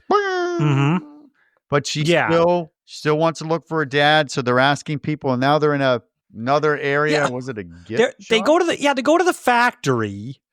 It's the next morning. We should say it'll be the next morning. So what day are we at here? This is this would be the day before Halloween. The 30th, yeah. Yeah. So this will be the 30th. Yeah. So they go in, and this woman does have kind of an Irish accent. They're going to talk to this woman who looks like she's in the admin pool. Can we just hold for a second and say, did they just basically go out and say hot women casting for next Halloween movie? And they just took the first 20 LA actresses that showed up and gave them these outfits to sit as admin people in these cubicles, right? Did you notice it was like models? It was like the whole place was staffed with models. Like, except for our character who's talking. Correct. She looks like she works at the cash register for a hometown chocolate factory. Yes. We make our handmade chocolates right here. So the reason they're here is they're asking about shipping and receiving. They want to know about the shipment that he was supposed to pick up the masks, her dad. Yeah. And they say they were picked up. You know who would know about that is Red. Red would know. Why don't we call Red in? Guy's probably still cashing residual checks, Eric. Oh my God. Red's like, thank God for this movie. Thank God for Halloween 3. Red, what happened? Well, he left in the green station wagon. He did? Yeah. Where'd he go? North. He just went north. So I wanted to ask you, Eric, Red to me does not seem like these suit guys. He's not. No. Okay. I wanted to check with you on He's not a suit guy because he's having a full But he's not giving that affect or anything like these suit and neither guys is give. our person with the whatever it is. I'm picturing her with a scarf. I may be wrong. But but she's not. No. Yeah. And then the guy at the front, no way. He says, these are people local, the ones that have been brought in. Red, because Irish red hair. Red, did you see the vehicle? No, it didn't. I went up the road. They're saying, well, because basically what they want to say is your dad picked up the mask, so I don't know what happened to him after that. Yep. Mm-hmm. And at this point, our family shows up again. Buddy. Buddy shows up. Buddy, the Kupfers, Buddy Kupford shows up, and he's going to be taking a tour. He's there to get a tour of the factory. Mm-hmm. And Connor Cochran shows up and introduces himself. And you are Mr. and Mrs. Smith. Smith. I love his performance. Smith. Well, they're going to go on a guided tour. I should say his performance is always, you're already getting the feeling he knows more than he knows a lot. Yeah. Because when they say Smith, I think he knows already. Oh, you could tell that he's like, you're full of shit. It's all right. Hey, do you think our friends could come with us on the tour? I was just about to ask them. Yeah. Well, because the reason Buddy's getting the tour, we should say, is he has sold the most Halloween masks. So, like, the store in New York City, Eric, didn't sell the most. No. Buddy in San Diego sold the most masks. Yeah, he's hustling, Art. He's a hustler. And everybody applauds. Yep. I love that golf clap applaud, though. That's it. That's the one. Yeah. And so he's going to let Tom Atkins and Ellie come on the tour, Mr. and Mrs. Smith. And he wasn't there for this conversation, so I don't know. He came in late and he says, and your missing shipment or whatever about the father, like I'm going to replace it for free. And everybody applauds. But everybody applauds. Yeah. So and what's his name? Dan's like hamming it up, like, oh, free, honey. So here's my problem with this company is Silver Shamrock is they're like, oh, sorry about your order. We're giving you your next order for free. But poor Marge, one mask breaks and they make her come all the way to get a new one. Why don't they just give her like 24 free ones? I know, because you think about it, you just want to get them out. They want to get these masks. Who the hell cares? Yeah. Like, what we know about the movie later. Yep. And they go on the tour, Eric. They're going to go on the tour. This is awesome, Art, because you're actually seeing how they make the masks. Like the Dawn Post Studios, they've got molds. They're pouring things.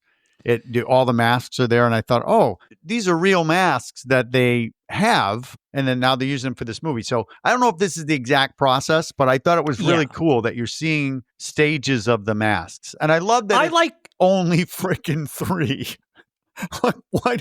Why not 24 styles? Only 3? And there is something to this, Eric. I liked seeing this too because they're in these sort of like ceramic or clay pots that are they look almost like alien in a way. Like it reminded me of like you see in like an alien movie or something, but there's like lines of these pots that they sort of put the mask into. It's and it comes out. It's the mold that they pour the stuff into to make these masks. And I thought it looked pretty cool because it's giving you a sense of something, a process that isn't machinery or something running. It's not like when you go to visit the Parker Brothers factory. Remember that? Yeah, they're hand making. It's all the machinery. Yeah. Yes, they're hand making these masks. Mm-hmm. Mm-hmm. And then I like that. Also part of the tour is it used to be a toy company so there's lots of really old mechanical toys and it's like those, ding, ding, ding, ding, ding, ding, where it's like several of the same character moving back and forth. Yeah, because we get a little history because Buddy knows all about Cochran and he's like, oh, this one, it's the novelty room. And he says he makes like pranks and joke things. Yeah, he's like things you get at Spencer's Gifts, right? Yeah. Or something like Apparently, that. Cochran is the all-time genius of the practical joke. Yeah. Do you have any jokes that were bestsellers, Art? I got a couple. I'm do sure you have them? Yeah. Okay. You have. Go ahead. Well, there's the dead dwarf gag. You know that one? Man, I had that gag. I'd always be like, look, a dead dwarf. People are like, oh, it's a joke. The dead dwarf gag. Yeah. I would think you would say the fake dog poo, but it's like, nope. And the soft. Yeah. What is it, Eric? The soft chainsaw. The soft chainsaw is a So I can gag. imagine the prank is you go, rah, like, and you put it on somebody's leg. Yeah. But it doesn't cut them. No, it's just soft. So it's a joke. So see how that's funny? So I see how that's funny, and I guess Cochran is a funny guy. He's a funny guy. Can you imagine having those two things together at one party?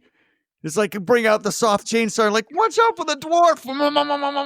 Just kidding. It's a dead dwarf. It's already dead. But he also has in this room. It's sort of a room of novelties from the past, and there's some toys that Buddy's like, I had that, and you're like, really, you had that? Like, it looks like something from the 1800s.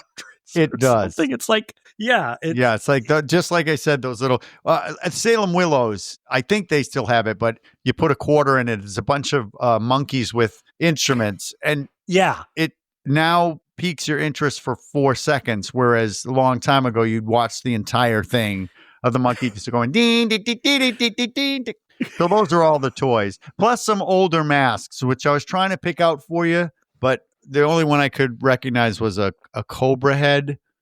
And I remembered that it's a mask, but it's a cobra head, like a Cobra Man head. So I remember that mask. So it's an actual Don Post mask. And then they come out to sort of an interesting area where they have the masks, and it looks like they're doing finishings on them or something and packaging them up. And the young kid is like, I want a mask. I want a mask. You know, Buddy. Almost like he's in Willy Wonka. Yes. Yeah. I want an Irish person. I want an Irish person now. But he can't have a mask. He can't have those masks, the ones that are out, because Cochran says they haven't gone through final processing yet. So he gives him one that's packaged up. Yeah. Well, what's the final inspection? What is it? What's the processing? What is it? Well, those are trade secrets. Can't sell those. A magician never gives away its tricks. Oh.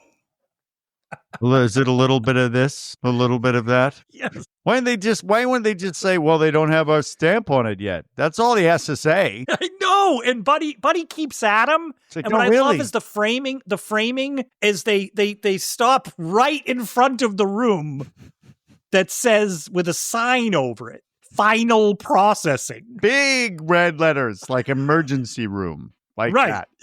Yes. Yep. Final processing. Like, come on. And while we're on that, I do want to call out, we obviously have a lot of fun. You and I talk about this movie.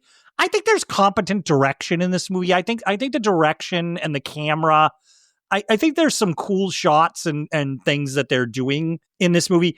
I want to point out it is a cinematographer from the other movies, Dean Cundy, so a lot of it looks pretty good. And this guy, Tommy Lee Wallace, he can move the camera. He knows what he's doing in some of these shots. So I agree. Want to point that out there. Yeah. I think it's all interesting. When you said, oh, yeah, it's been 45 minutes. When I was watching it, I'm still like, ooh, what's going to happen next? Ooh. And then they just... we may differ. I think we're differing on that. I was thinking, first 45 we're going to see we're going to see a nipple, and we don't.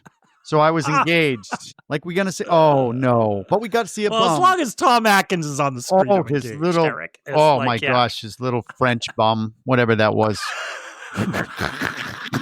Why is it French? Why is it French? Because it's like little baguettes stuck together. It's like a brioche bun. Somebody's supposed to be. And we learn from so Ellie is over talking to Buddy's wife, and Buddy's wife is like about Mr. Carr. He's rich. He's rich. Can you imagine? He got rich from selling masks. I guess there's hope for us. No, and Dr. Dan is starting to notice here. Sort of, they're sort of in a loading dock outside area. I guess the tour ends here at the loading dock because everything gets out. That's where they let you out. Yeah, you remember when you used to tour the Parker Brothers factory? Yep, they let you out. All right, we're all done, and just go. Well, how do I get down? There's no ladder. It's just you'll find a way. Don't worry about it. Yeah. So.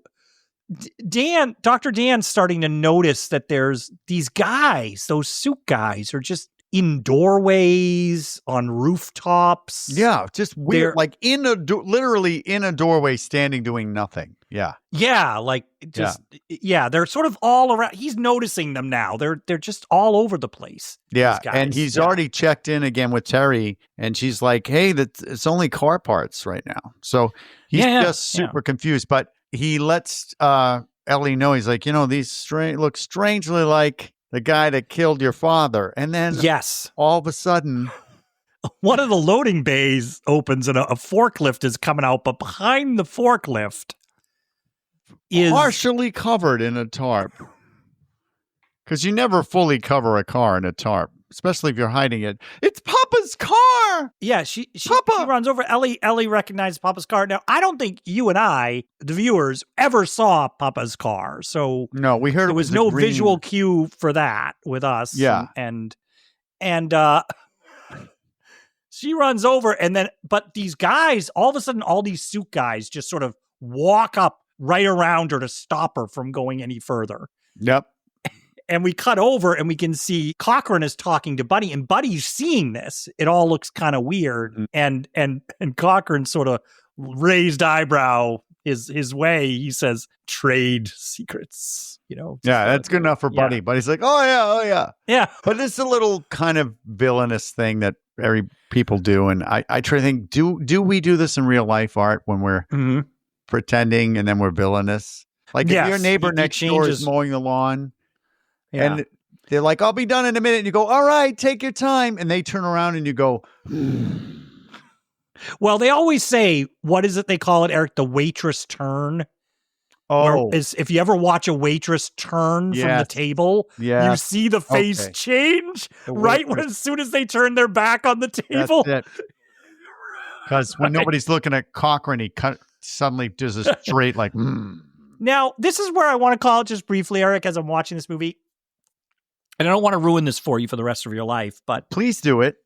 Please ruin it. This is a Bond movie too, mixed in here too, right? This feels like a Bond movie. We have our henchman. Yes. We have our Bond villain. We have our this is, oh my gosh. I couldn't stop seeing it as we're going through. So this is it, because she goes, his car. And then you hear doom, that's and then whenever there's a fight sequence. But anyways, that's awesome. We'll move on. You made it better. You made it better. It's going to keep going. That's why I wanted to bring it up here. Your eyes made it better. Well, doing. Oh, stop. But you know what? So, it's time for the Marines. We're back. We're suddenly back at the motel, and Tom Atkins is taking a swig of the bottle or whatever he's drinking, and then he's like, I think it's time to call in the Marines. Yeah.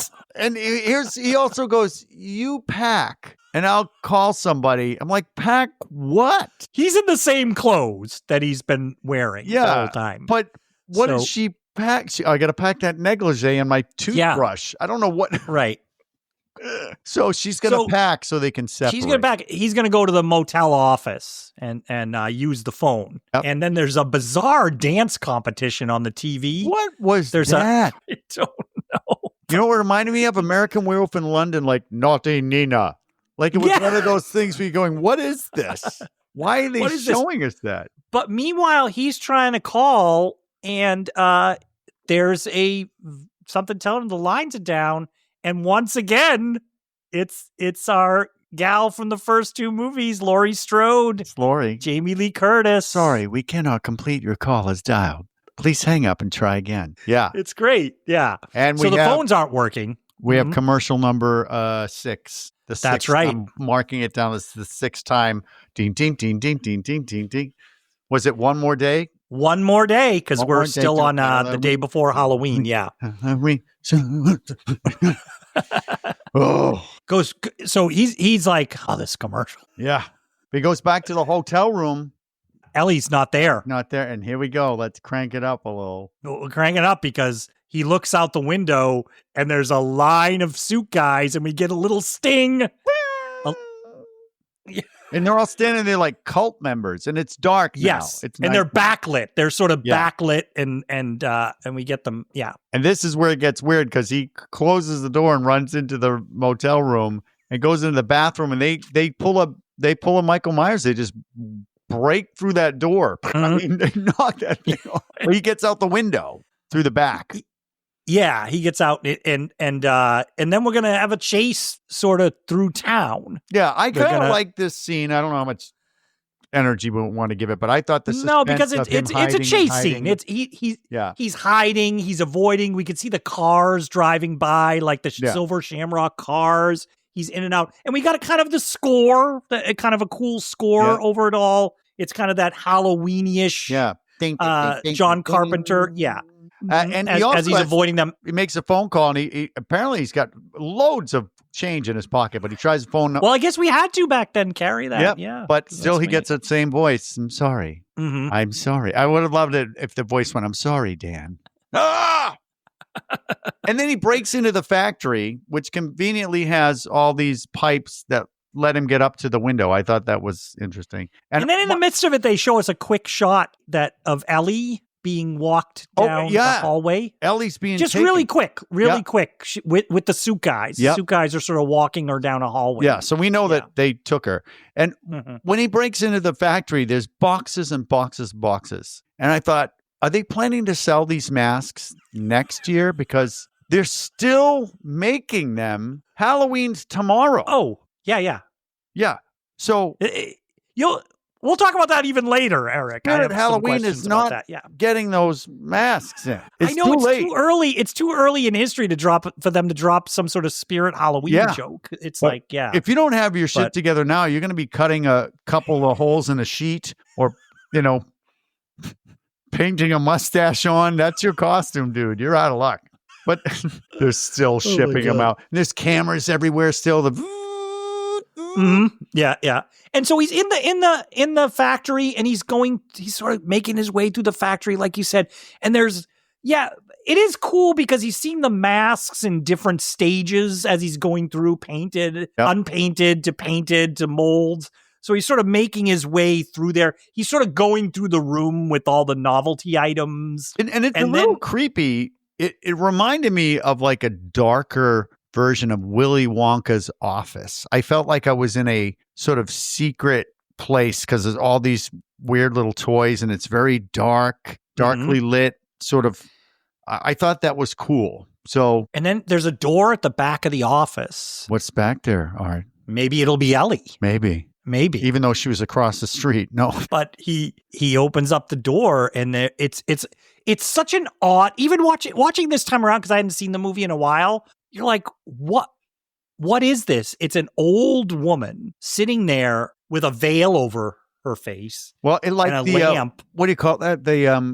Somebody's mother, Whistler's mother. It looks like that. Yeah. And it's Whistler's just the mother lamp. It's so next weird. To her. You're like, what? And she's knitting. Yeah. Very, very, like almost mechanically knitting. Yeah. But and you hear the knitting needles. That's sort of what you hear on the soundtrack, is just the knitting needles. And so he asks her, he's asking her questions. But she's not. It's very aggressive. I mean, this woman's like pushing 80 something. Where's the girl? Like, yes. Like, why would she know? She'd be like, excuse me. I know. Excuse me, do you know? He's like, where's the girl? Listen to me, you old broad. Like, he's shaking her. So he does shake her. And then it kind of makes me jump this time because her head falls off. Right off. Like, right off. Her head just falls off. There's all mechanics in there, all these little windy parts. And then he looks, and her hands, which are real hands, which I love, is they're still knitting, but they're not holding the needles anymore. So it's like, she's like a big mechanical wind up, almost like a wind up toy. Yeah. But I guess it just always runs. It always runs. It's sitting there. Cochrane's always keeping it wound up. Does anybody not gonna wind up the toys every morning. Anybody wind up the knitting lady? James, is it your turn? Riley, Mally? Make sure you have batteries in the soft chains. You've got to wind it. It's got little weights like a cuckoo clock. You got to pull the thing. Did anybody polish the dead dwarf? The dwarf. Who left this rubber chainsaw, the soft chainsaw, on the floor? Anyway, but then we get a pop-up from behind, a little Michael Myers. Yeah. Literally. Yeah. A little Michael Myers. Yes. Because it's our Dick buddy. Warlock jumps up, grabs him. Yes, and he does. He's Michael Myers. He's not saying anything. He's not no facial expression. So it's a suit guy. It's one of these suit guys, and they have a fight. They have a full-on fight over a table into boxes. What I love is Dan. I'll bet Dick Warlock choreographed it. I'll bet have. he choreographed the fight because we know he's a stunt guy. But when Dan punches him in the face the first time, and he just flinches like that, Dan goes, "Oh Jesus!" Like why? Shit. Yeah, no expression on the guy's face after he gets punched, and they get him in. Dan does get the better of him. He does, and the guy probably was even. This guy's probably like, ooh, that mustache. Ooh. That I'm not going to hurt those shoulders. Those maybe there's a chance. Yeah, but Dan gets him down on the table. Dan does a haymaker into the guy's midsection. Yeah, because that's how I fight. Right. You just go. Punch him in the stomach. Right in the chest. That's where you go. Not in the face. But something's weird. You see Dan's face when he punches him. I like this acting here in this moment for him, Eric, because you could tell he was like, what the? Because it felt weird, probably.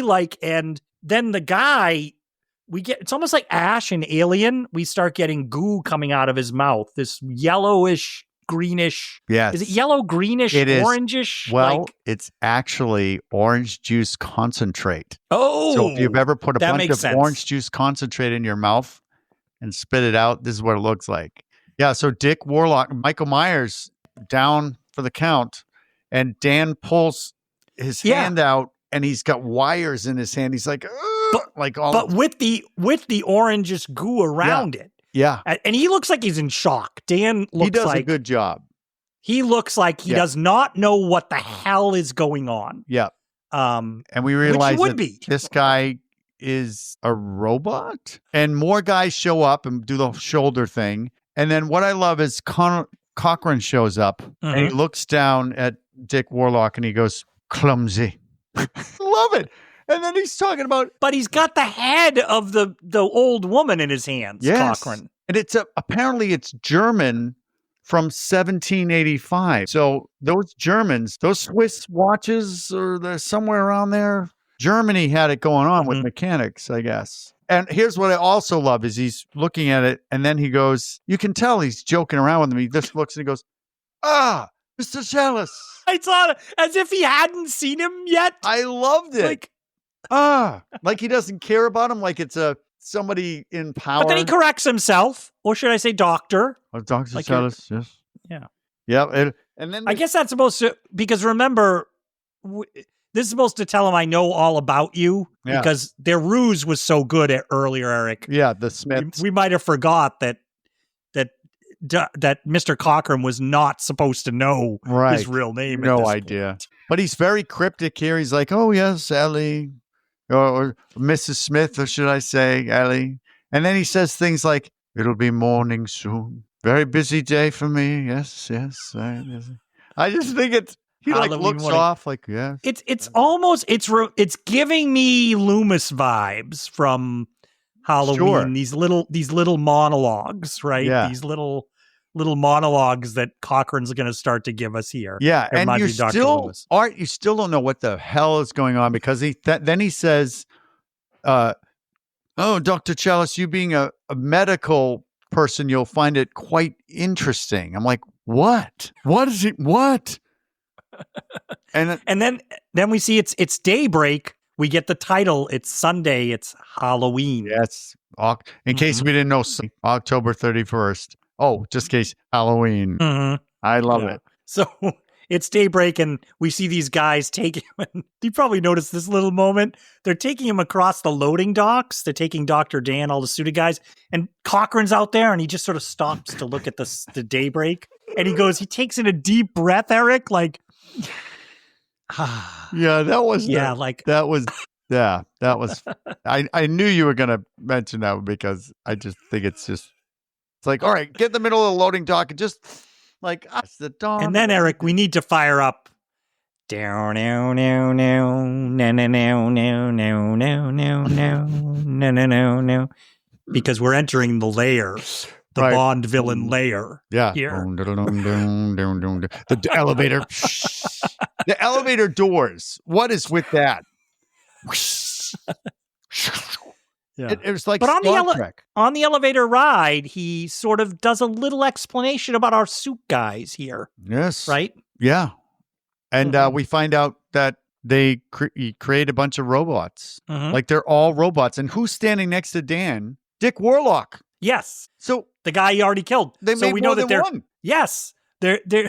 We start to see as this is going to go on here, we'll see the same actors sort of I love it. in different places. I got one next to you is our Aryan model over here. This one, the Irishman we've got. But yeah, he makes an explanation about the robots here. The mechanics behind it. And then it's very much just making it like a mask. Yeah. Making the outer part of it. Yeah, but then one of the robots sneezes. Yep. Dick Warlock sneezes and Cochran says, Gesundheit, or whatever he says to him. And he's like, see, it's almost real. It's almost like they're real. Very lifelike. And I love how he throws it away. The intricate these are basically AI. These are sentient. This is alien robots, what we're talking about here, like androids. But it's like, the mechanics are pretty easy. No big deal, But it was the covering it up and the prosthetics. That was a time. But we did it, everyone. I mean, this is crazy technology. So elevator doors open and they take them down in, and it's just,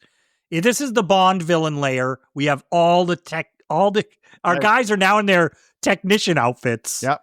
With hard hats. Yep. Like this is that costume pack for the suited guys. And there's all sorts of computer equipment set up. It's a big, huge room. And in the center of it is a big stone monolith up on a platform. Yeah, there's a bunch of guys, technicians, robots. I don't know, but they're chipping away at apparently Stonehenge. And I just want to point out, for a huge room, there's only like a dozen computers in a circle. So we got a dozen computers in a circle, and then Stonehenge. And what I love is just the throwaways. We had a time getting it here. You wouldn't believe how we did it. I'm like, no, I won't. I won't believe. Doesn't say it. Nope. He doesn't. I love it. Know. He doesn't. It's almost like, do you remember our first Halloween, Eric, where the grave taker said never finished his story? Yeah. And what's important here is we're seeing the visual of Stonehenge and then also all these computers. And Cochran even says it. He says it's the marriage of advanced and ancient technology. And you still don't know what the hell he's talking about, though.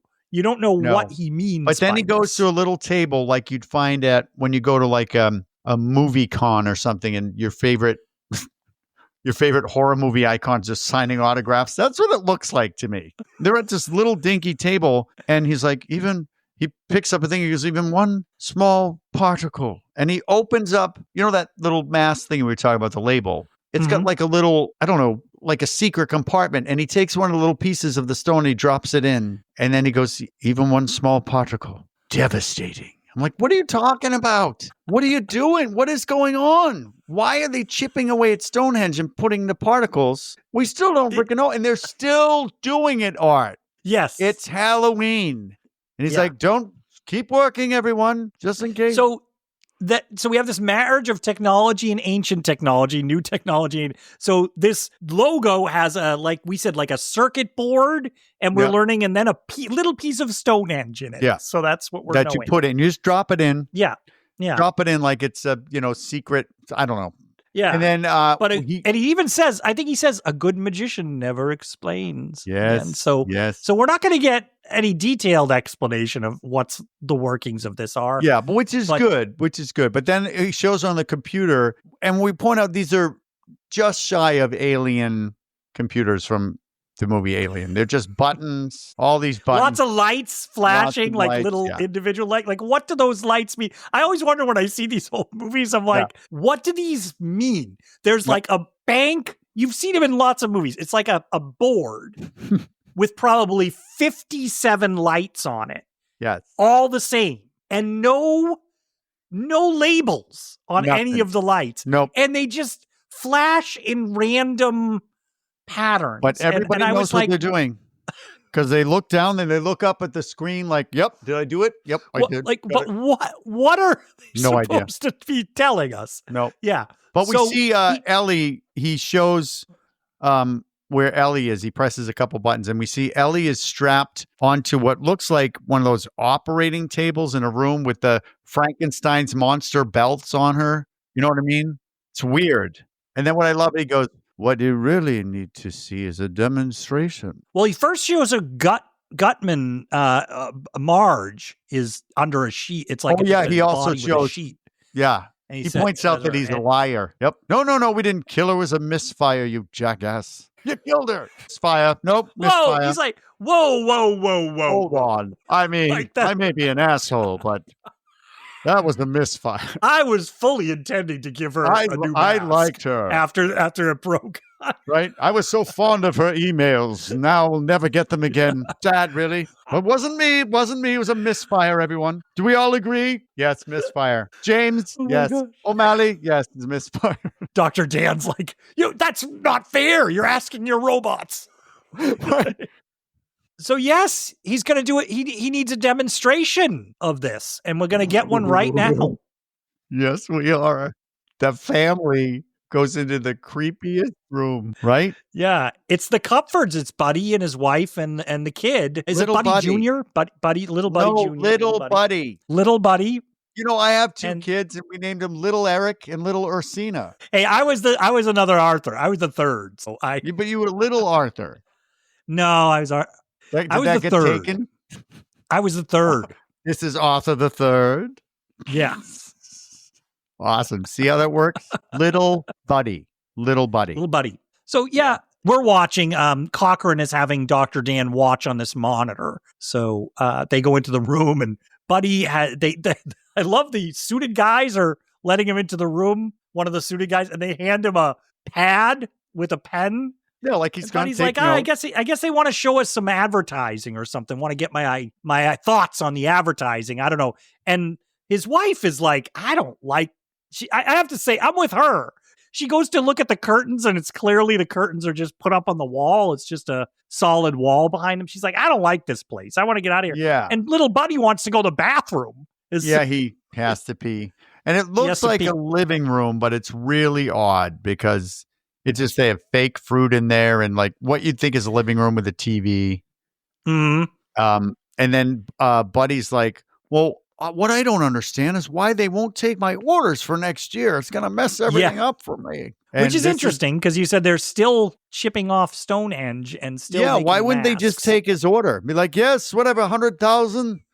Great. Well, we'll ship those off. But you can see where he's a good salesman, Eric. You brought up earlier. Buddy's like, I need to order for next year Yep. these Halloween masks because they sell out. That's I'll why. bet you're like, he's in the biz. He's in the industry. Art, that's why he's selling out New York because he's on top of things.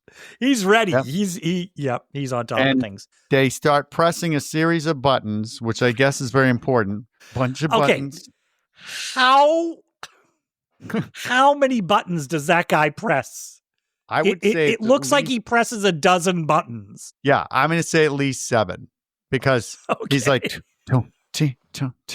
yeah. And are they labeled? They're not.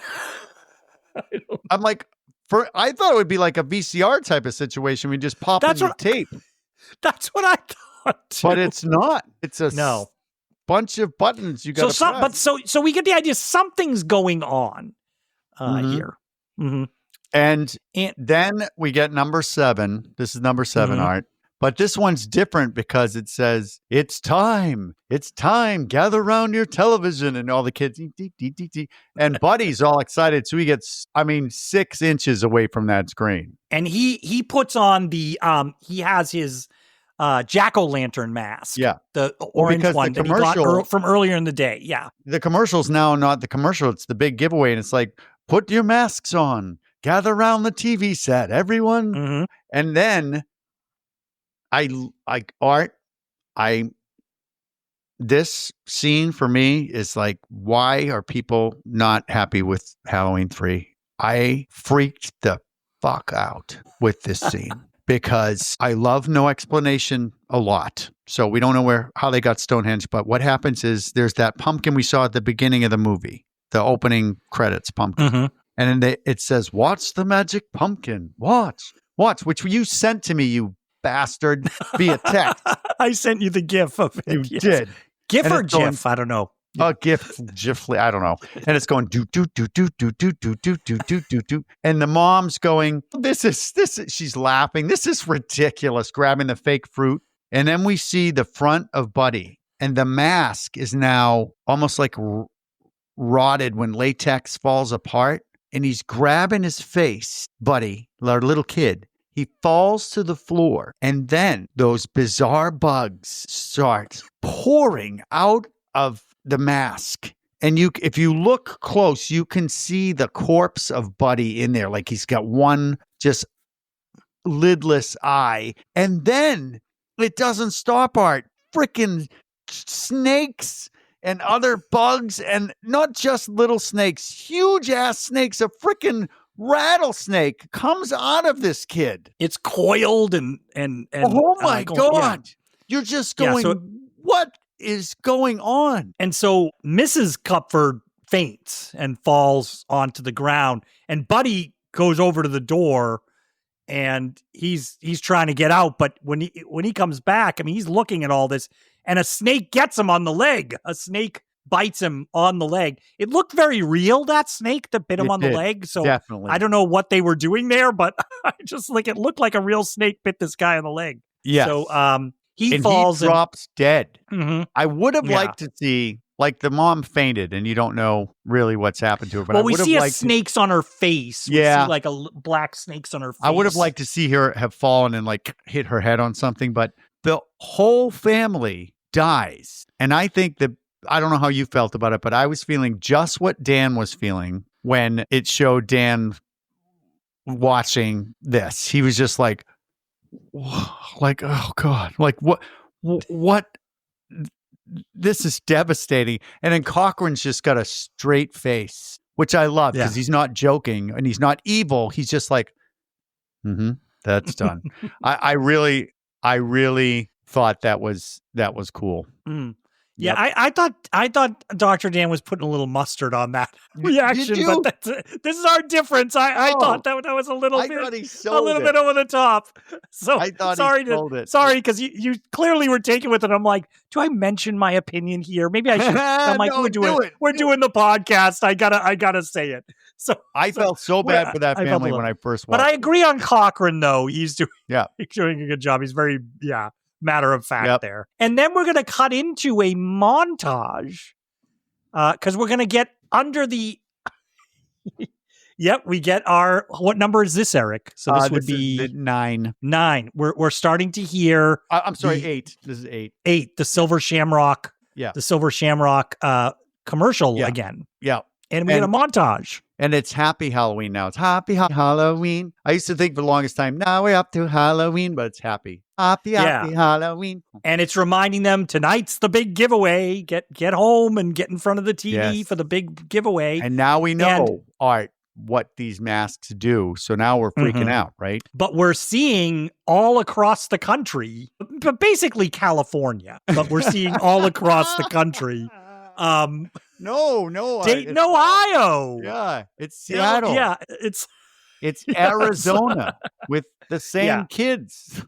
But I will say there's some nice shots in this montage. That shot we talked about from the poster at the beginning is less because what the montage does is it goes through the day and we see it getting darker and darker in these locations until it ends with Phoenix, Arizona. And it's a reddish sky as the sun's going down. Yep. And in the foreground are a bunch of kids walking in their Halloween costumes. I just think it's a great image. I thought they did a great job with that. It is because, I mean, two things that I'm like, all right, it's Halloween. And apparently the majority of children are just now buying their masks. Yeah, they're showing them swiping them off the shelves. Yeah. It almost looks like when you watch like a movie from the 40s, Eric, where they're like, oh, this new invention. And they show people grabbing them off the shelf. Yeah, like a Wonka bar. Yes, it was like, they're all to get the Wonka bars. But I agree with you. Yeah. All the kids also, no matter what costume they had, like there's a ballerina with the pumpkin mask on with the Silver Shamrock. and there's yeah. like pirates with the witch mask, and so So we I don't haven't- know if we they're haven't all talked really about this, the Eric. giveaway. You have a chance to wear one of those. Which one are you going for? Ooh, me? I Yeah. mean, really? If I you thought had a about chance that a to lot. wear one, only one. Yeah. Yeah, I would probably go for the pumpkin. I like the pumpkin too because it's so colorful and Yeah. big. I think the skull is a pretty good mask, but it kind of gets overshadowed by the other two because they're so bright. Yeah, and the But skull. I think it's kind of the underdog. yeah, but I the skull think. could go with almost any outfit. You could technically wear the Right. skull with Yeah, anything. because I was noticing that as I was looking at them. But yeah, so we know, as you said, all these kids, that we know what's going to happen with those masks now. including Dan's kids. Dan's kids are watching it. They're sitting there like they have the this. masks. Yep. Yeah. But this, Eric, this isn't. Go ahead. This does bring up the question in this plan of time zones, and putting this montage right here does bring up unnecessarily for the movie a question of, so when is this airing and at what time and when are kids out Yeah. trick-or-treating and when are they done trick-or-treating? So Right. I think Because it'd have to be 6 p.m. your time, Art, and it'd be 9 Yeah. p.m. my time. Or is it 9 p.m. your time and midnight? right. Yes. They should have picked like 8:45. or something. Yeah. It just made me, like I Yeah. said, because of this montage, it brought it up in my mind. And I doubt that it's showing in the other parts of the world because Halloween's not that big. yeah. So is it just the United States where they're hitting hard here? But who's going to save the day, Eric? Is Terry going to save the day? Terry! We're going to cut back after the montage. Terry's at the hospital and she's got her microscopes out. She's not giving out candy, Art. She's working Halloween night. Yeah. Well, she wants to earn those dinners. She's looking at those Petri dishes of parts. There are like gears in it, little tiny gears. They almost look like the parts we saw in that old woman who was knitting. Yeah, but we Yeah. know now what the deal is because that was a machine. But remember I mentioned the direction earlier. I like this shot. Terry's at her table and the camera sort of slides over. And then on the left side of the screen, the door opens and we see the silhouette of a suit guy. Yeah. The door opens silently. And Yep. so she's framed sort of on the right side of the screen and he's on the left. I like that shot. I like how they did that. And she's calling the motel and she's getting Laurie Strode, please hang up and try your call again. And she's going to want to call the sheriff. Because I'm going to ask you, Eric, on 2 watches, I couldn't figure this out. It seems like she sees something in what she's looking at that troubles her or makes her really interested or something. Yeah. And I could not tell what it was she was seeing. No. There was like a light bulb moment in her head. Yeah. Like it was the cog. She's playing with the cog. And then I don't know what possible idea she could have, but it doesn't matter, Art. You know why? Because it's too late. It's going to be too late for Terry because we saw the suit guy comes in. Does he put a glove on? Does he have his gloves on? I can't remember. His gloves on. But he grabs a drill because the coroner's office. Well, I guess the coroner's office does get a drill. He grabs a power drill. It's got to be a 1/2-inch drill. It's not. I don't know what they're using this drill for, but if you want to bore a hole and put like a electrical cord through the wall, that's what this size drill is for. And what's interesting is he pulled it out of a cabinet. So I'm like, he knew it was in that cabinet. He did, Like, yeah. Because he's a robot. I guess. Yeah. He knows where machinery is. He basically grabs her, he throws her to the ground, and he drills a hole in her temple. Oh, But we don't see it. We just see the reaction. we don't. I was going to ask you about that. I was like, at this time, we would have been having movies like Slumber Party Massacre 2 and things like that with the driller killer, and all these things. So it's like, but they didn't do that. They didn't show. I'm kind of glad I like Terry, so I didn't want to see a drill go through her I head. know they kill off people here. They don't give a shit. But what I liked was it gets dangerously close to her temple. Then they cut to you see her legs. A long shot. Yeah. Yeah. So that, and then you just hear it. Well, Stop. You hear it. It's very detailed, Eric, because you hear it's like when you're drilling something on a wall, and when you get to the tough part and there's nothing behind it, that's the sound they use. Awful. It's like, zoom. Yep. Like it's And just poor Terry. Fun fact Poor on this: she wasn't really a main character, so she figured, I'm going to work a couple days. But because they kept putting off things or having things happen, she worked longer. And when they were doing the drill thing, they accidentally got her hair caught in the drill. Oh my gosh. A little bit. And she's like, so she had a couple days where she didn't work and she was getting paid for that. So she was very excited and they were like, so nice to me. So I thought it was cool that she got a good chunk of money from this small part. And a good chunk of her hair taken out, They really used a drill close to her head. I'm like, guys, I've done that so many times where I'm drilling. Guys, get fabric. This isn't a movie where you talk about the soft chainsaw. Yeah. I think they would have used that. Where's the jump drill? Where's the rubber drill? Yeah, why is it? Imagine if that was. She's, and then the guy's like, the suit guy is like, look at that. Yeah. It bends. It doesn't even. Right, you can go. Yeah. It's not going to make a difference now anyway. I know. Told you, what did you even see in that Petri dish anyways? He holds up the drill and he's drilling a dwarf like, just kidding. It's a dead dwarf gag. No, but I was going to ask you, you just said something that I didn't know. Because I was so curious about this Terry character because it doesn't amount to anything. Nothing. And was it added later or did they like, because it doesn't really, I think the only reason inconsequential. And the only reason why they would have that is because you can see how the outside world is affected by the fact that still nobody can figure out what's going on. So this thing that's been going on is they're really good at making sure nobody knows about it. So I think that's what it is. And the fact when she calls and gets the boop, boop, boop, try a call again, you're freaking out because how much power do these people have is the question. Right. Yeah, we saw that they could bug the office and stuff like that. Yeah, no, R.I.P. Terry. Yeah. And now we're getting down to it because we have to know that according to whatever frickin' time zone we're in, it's 7:30 p.m. Yeah. So that's an hour and a half till the big giveaway, right? 7:30, 8:30. Right. We got an hour and a half. Yeah. And so we see that we're in a room.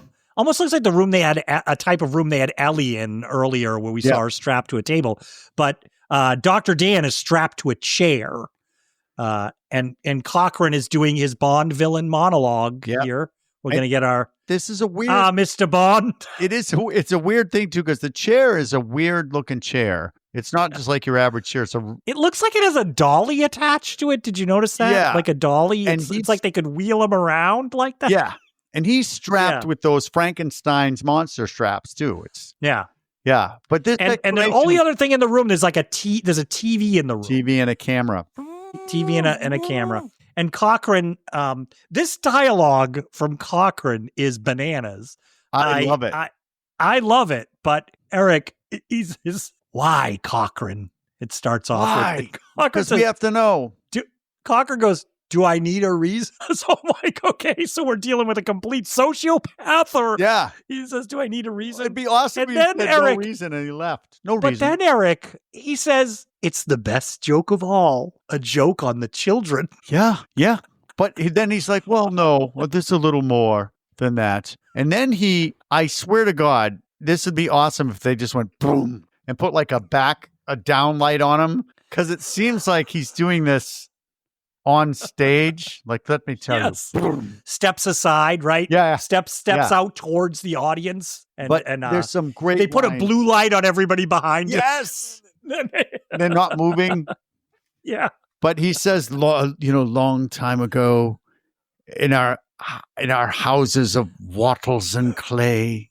You're like, what? And then he talks about the barrier between I didn't like the wording, but the real and the unreal. But it's supposed to be the dead and the living. Yeah, we would wait in there while the spirits of the dead were outside. Yeah, which is wanting to come in.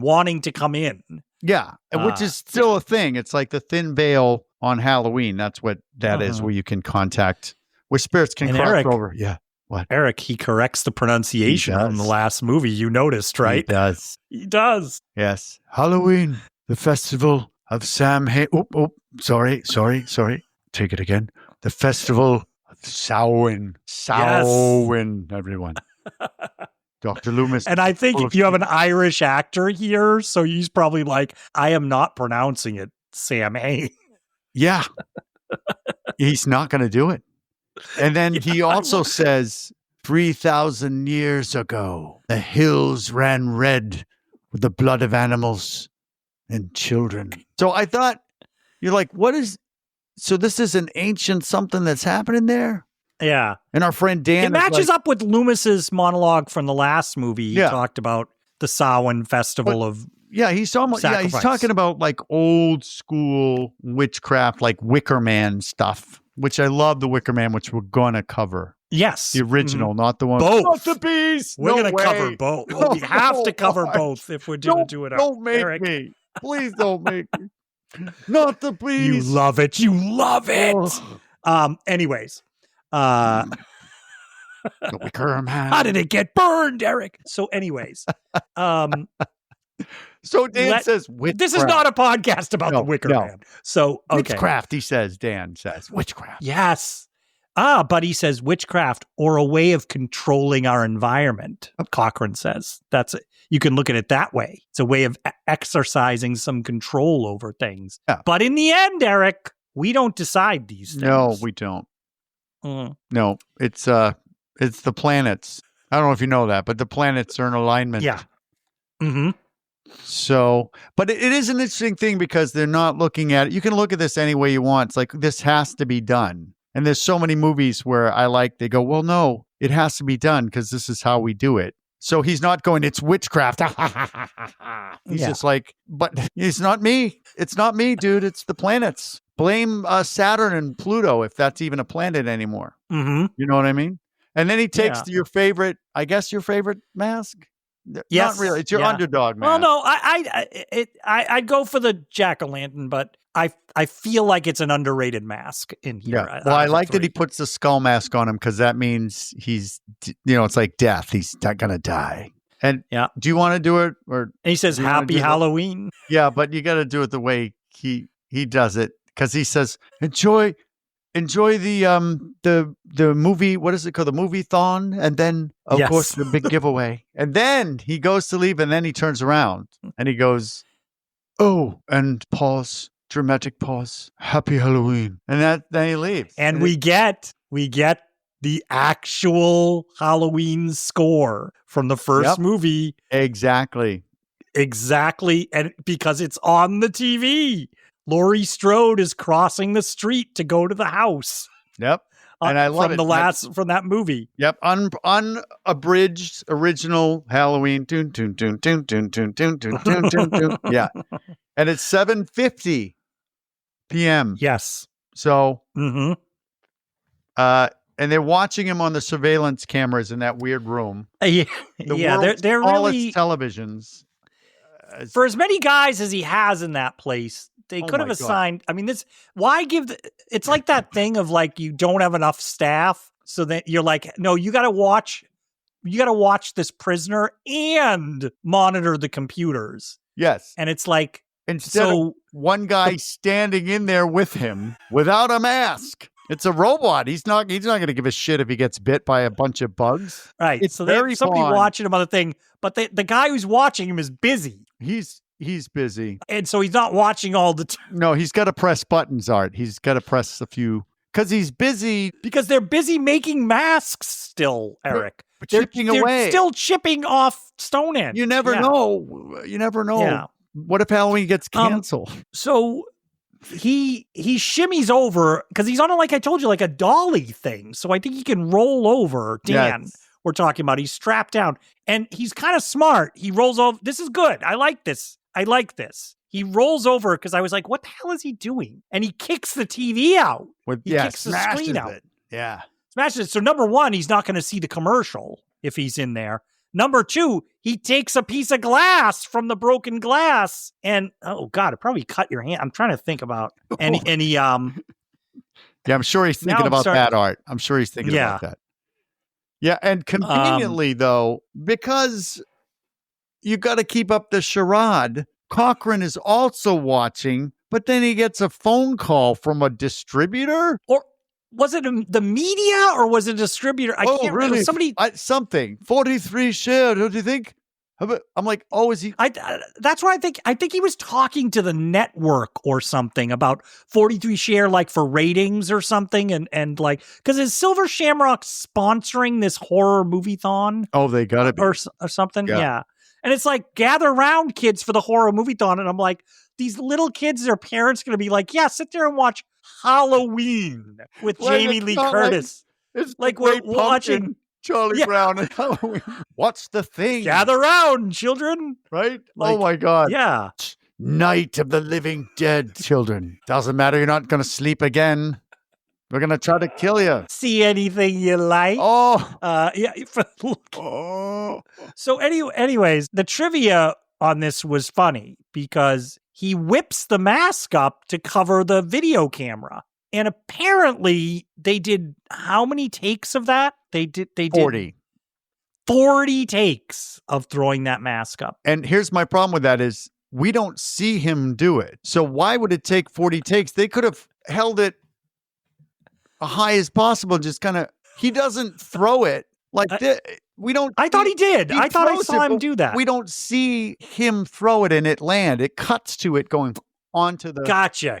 Yeah. So like what 40 times. Right. And then we do our classic, Eric. Got to have an air vent escape. Yeah. Because the air vent, Have you the ever- buildings are just built with air vents that are human size. Yes. And Art, have you ever, I know you've tried to escape through an air vent before. We've talked about this, of Yeah. course. Yeah. And the only movie that's got it right was No Country for Old Men. But apparently, if you don't have the proper tools, you can unscrew those things within seconds, like seconds. You could almost do it with your thumbnail. Yeah. And then you pry it off and you can go through the quarterback sized. I mean, if Ellie was going through there, I could understand. But Dan, Tom Atkins. yeah, he's making That's a- dents in that thing. It's like, oh, she falls through. God damn it, he gets stuck. But yeah, he Yeah. makes his way through the air shaft, and it's Mm-hmm. it's 811, Yes. not 810. It's 811. And since he's in the factory, I guess he can get a phone line out because he's in the factory. Yeah. When he escapes, Yep. right?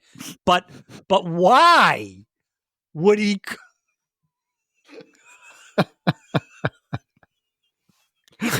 Who's he? Who's Why- he calling? Why? Oh.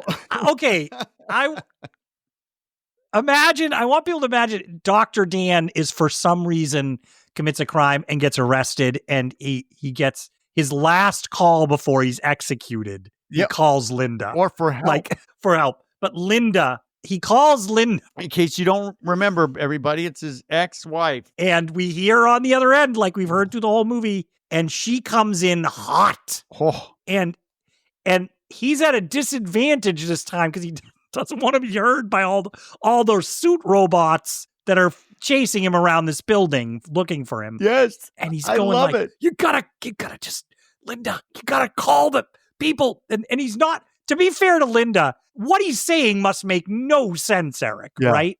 He's like, he 'Cause- killed them all. Listen. And then I love how he's going, shut up. Shut up. Listen. Shut the fuck up. Oh, 1 sec, please. Exactly. Let me talk to one of the kids. She's like, you're drunk. No, I'm not. And she says, you're just jealous. Because he says, get rid of the masks. Oh, sure. I'll give him those shitty ones, but it doesn't work. She hangs up on him. I love it's scary, but almost laughable. Just the shut up part. Shut. Yeah. Listen to me. Shut. I mean, his kids could die. Oh my God. Yeah. You're jealous. And then they just cut right to the room where Ellie is, and he pops up in the window, like right after. Yeah. He finds her. So, yeah. And Cochran knows that the robot, apparently some of the robots can talk because that guy's Yes. definitely a robot. He's like, we have a problem with malfunction on the camera. And what I love is it's like the bumbling security guards, the robots, when they find out that he's missing. I think it's hilarious. They have to show us the map. They're holding up the mask and the great, like, uh-oh, are we in trouble? Look, Dad, he got away. It's like a mime show of the escape. I said, Eric, in my notes, I'd love for them to start acting out the escape because there's no sound on the video feed. And they go like, Throw it.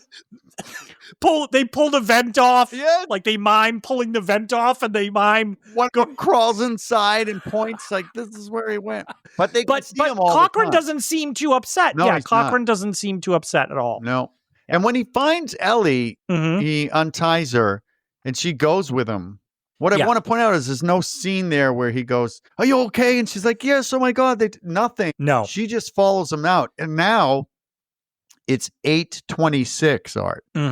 I love these times specifically. It's not like 8:25, it's 8:26. Yeah. And they get out and they got to escape and they got to go through the Stonehenge room.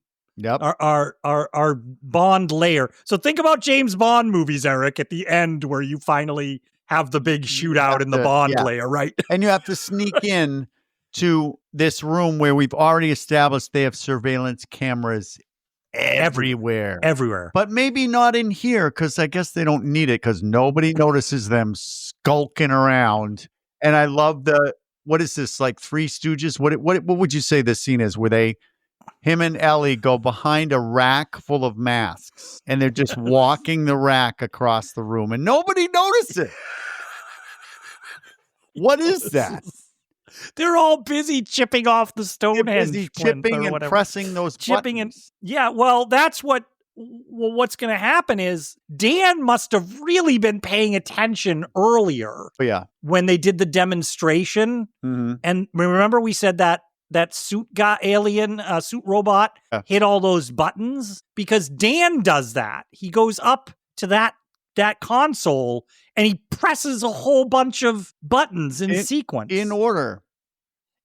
Yeah. And I want to point out we're still talking about technically what would be a video in the video age where if you had a video that you were transmitting, you would have given that to the television studios. Right. But for some reason, you need to press like 7 or 9 buttons to get it started. Yeah. So that comes on. Dun, dun, dun, dun, dun, on sort of a bunch of monitors. Yeah. And then they grab a box. Yep. A box full of those logo trademark things, the silver circles. Yep. Oh, and this is number 9, by the way. We're counting this one. Oh, 9 of the commercial plays. 9, yeah.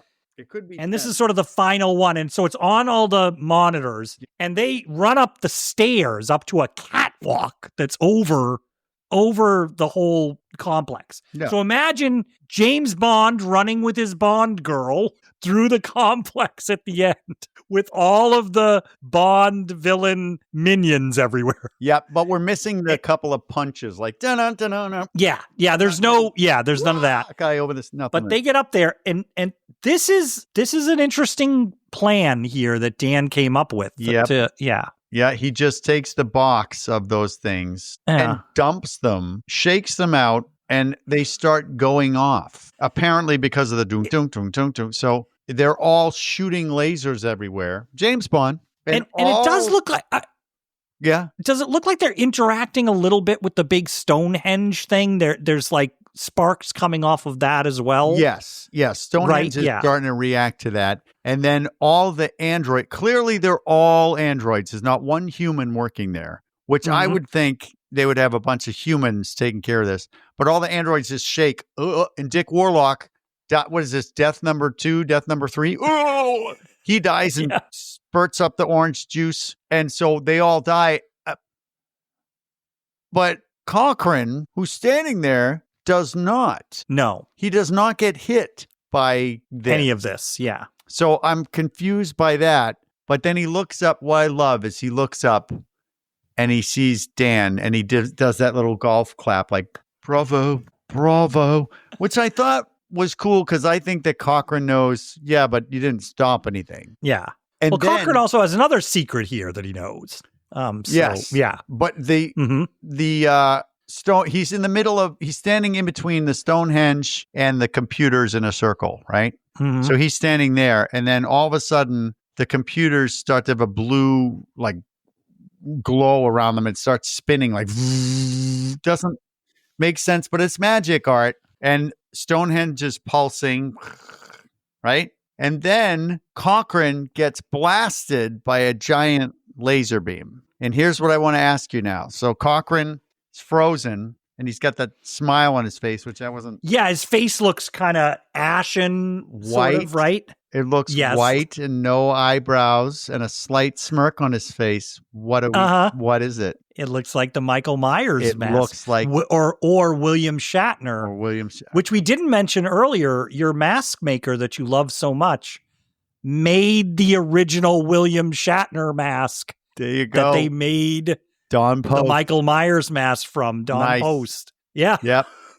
And then, but he just gets zapped and then he disappears. I thought it was an odd choice. Yeah. But maybe because they wanted to throw in what some people might think is a Michael Myers mask. This had a feel for me, Eric, probably for you too, a little like Raiders of the Lost Ark climax, the original, little of that with stuff shooting out of the Ark of the Covenant, type of thing. So very magic. We have to just say, okay, it's Stonehenge's magic.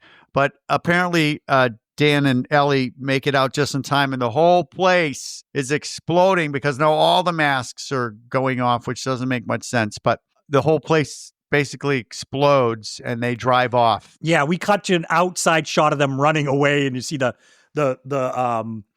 just red flames coming out of the Silver Shamrock factory behind them. Yeah. Right. Apparently, they don't have a fire department here. They've No. got an awesome hospital, but no fire department. Like, oh shit, we should have gone with that. Oh, Wait, Jesus we got- Christ. Oh, call them up. They're all drunk again. Ah, those Call up the bastards. Want to use the alcohol? That'll put it out. Right. So they're in the car and they're driving. And so far, if you're watching the movie the first time, Ellie hasn't really said anything yet. Not a goddamn thing. Since he rescued her. Nope. She hasn't said anything. And guess what? Guess what's on the radio? And yes, on the radio, number 10, our Silver Shamrock ad comes on. He's talking to her and she's not saying anything. She's not responding. Nope. And he says, "You okay?" And she freaking grabs his face. It got me on this watch because I hadn't seen it. The first watch for this podcast, I hadn't seen this movie in a long time. A long time I hadn't seen. I mean, I think it's been decades, and that got me. I didn't see it coming at all. You sure it wasn't the sting that caught you? Well, it would be, but combined, she grabs his face and she's got him by the mouth, and he's trying to drive. And it looks like she actually tries to crash the vehicle. Like she grabs so the car crashes, and he's like, oh, and he gets out and he looks over and he can see that she's in the car. He can see her arm at the door, right? Yeah. I thought that was cool. Across the car, you know where you rest your arm on the door? The where arm the handle is? Rest? Oh, shit. Holy shit, it works. It's like, why did we get rid of it? Works. Why did totally we get rid works. of it? The days of the armrest. So, and her door is open on her side. Yep. And so he's going around the car. He's really dazed from the crash. And he goes around, and we get our second Ellie jump scare here. Yep.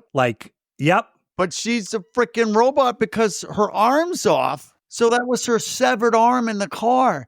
And what I love is they really went crazy because they have this little piece of like wire metal thing going. And she's spitting up the goops. Mm-hmm. So we know she's a robot. They've made her into a robot. What in a very short period of time. They are good. Yeah. Yeah. Well, he's been making masks for a while. Technology, yeah. They had a body ready to go that was 5'2". You know, they usually have like 6 foot tall, slim men, but no, they got one that was saving the 5'2". Another day she would have been working in the admin office, Eric. That we saw earlier. Maybe. Okay, maybe, yeah. Or he would have shipped her off to Stepford. Yep. Right? They have a need there. They need him over there, yep. But he takes a crowbar out of the trunk which pops open, and he smashes her in the head. Yeah, it's good. I like this because when he hits her, we're looking at her from behind, and when he hits her, the head comes off, but it spins our direction. So we see the face turns and spins towards the camera as it falls off. I was like, good for them. That was great. Yeah. And he knocks the head off, and she falls down. And it's an easy thing to do, but I love it. We got her body lying there, grasping with one hand, and her head is on the ground looking around. But it's her. Yep. It's Ellie buried under some dirt, looking around. Awesome. And this is where her eyes really work, because she's been basically acting like a robot this entire movie. Yeah. But so she's doing a good job here because you don't have to say anything. So he gets back in the car. Right. And Ellie's attacked him twice now. Yes. We've had 2 stings, music stings, and attacks. He gets back in the car. Poor guy is like, Jesus fucking Christ. He gets back in the car, and he sits in the car, and then like another jump scare. He goes to close the door. The arm attacks him. The arm that was on the armrest. Yes. Yeah. Not resting so I anymore. Guess it just jumps up, and it's coming up. It's the real hand. You can tell from below the screen, but it's gripping his throat, and so he's stumbling out of the car, and I like this. He gets it off his throat, and he just sort of throws it. Yeah. Like throws it as far as he can. And you can see the arm on the ground, and he's done. He's like, oh, Jesus Christ. Nope. We got one more. The headless body attacks him with its arm. I mean, I will say this is a good little sequence here. It's crazy, but I needed it, and it got me. A couple of them totally got me. Yeah, and it doesn't. You're like, is this done or not? This Ellie robot is like, whatever it is, the new movie Megan 2.0 or something. This one is nonstop. Yeah, but then it's done. The body, but the car's no good, so he has to run. And guess what time it is? Eric, can I just say, what? I felt at this point when he started walking away from the car, if we had and her head was biting his foot, like her.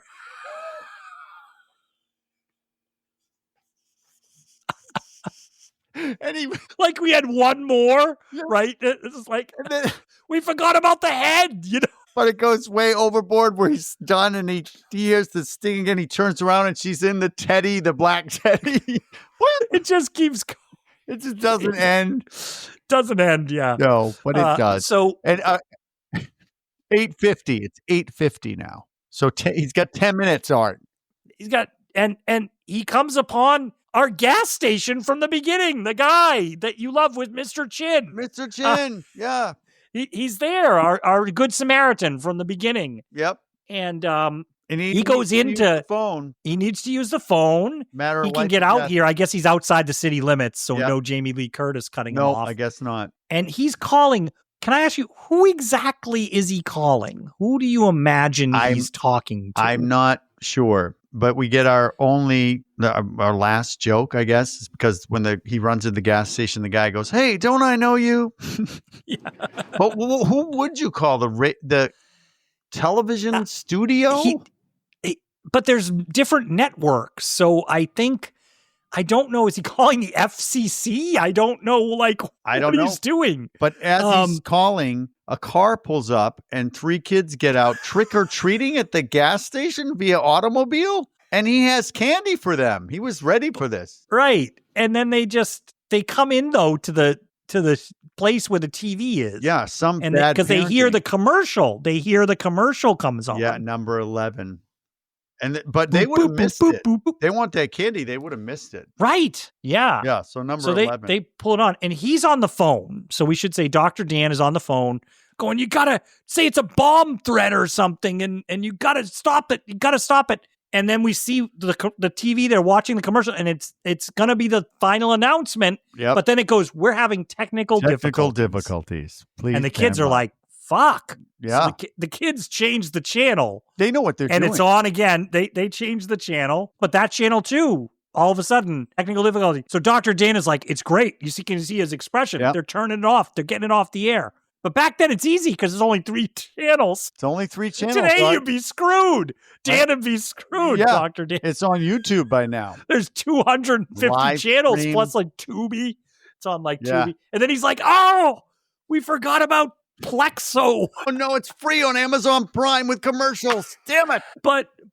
So they changed the channel, the kids, and it's one last one, but it's keeping going. The 3rd channel, Art.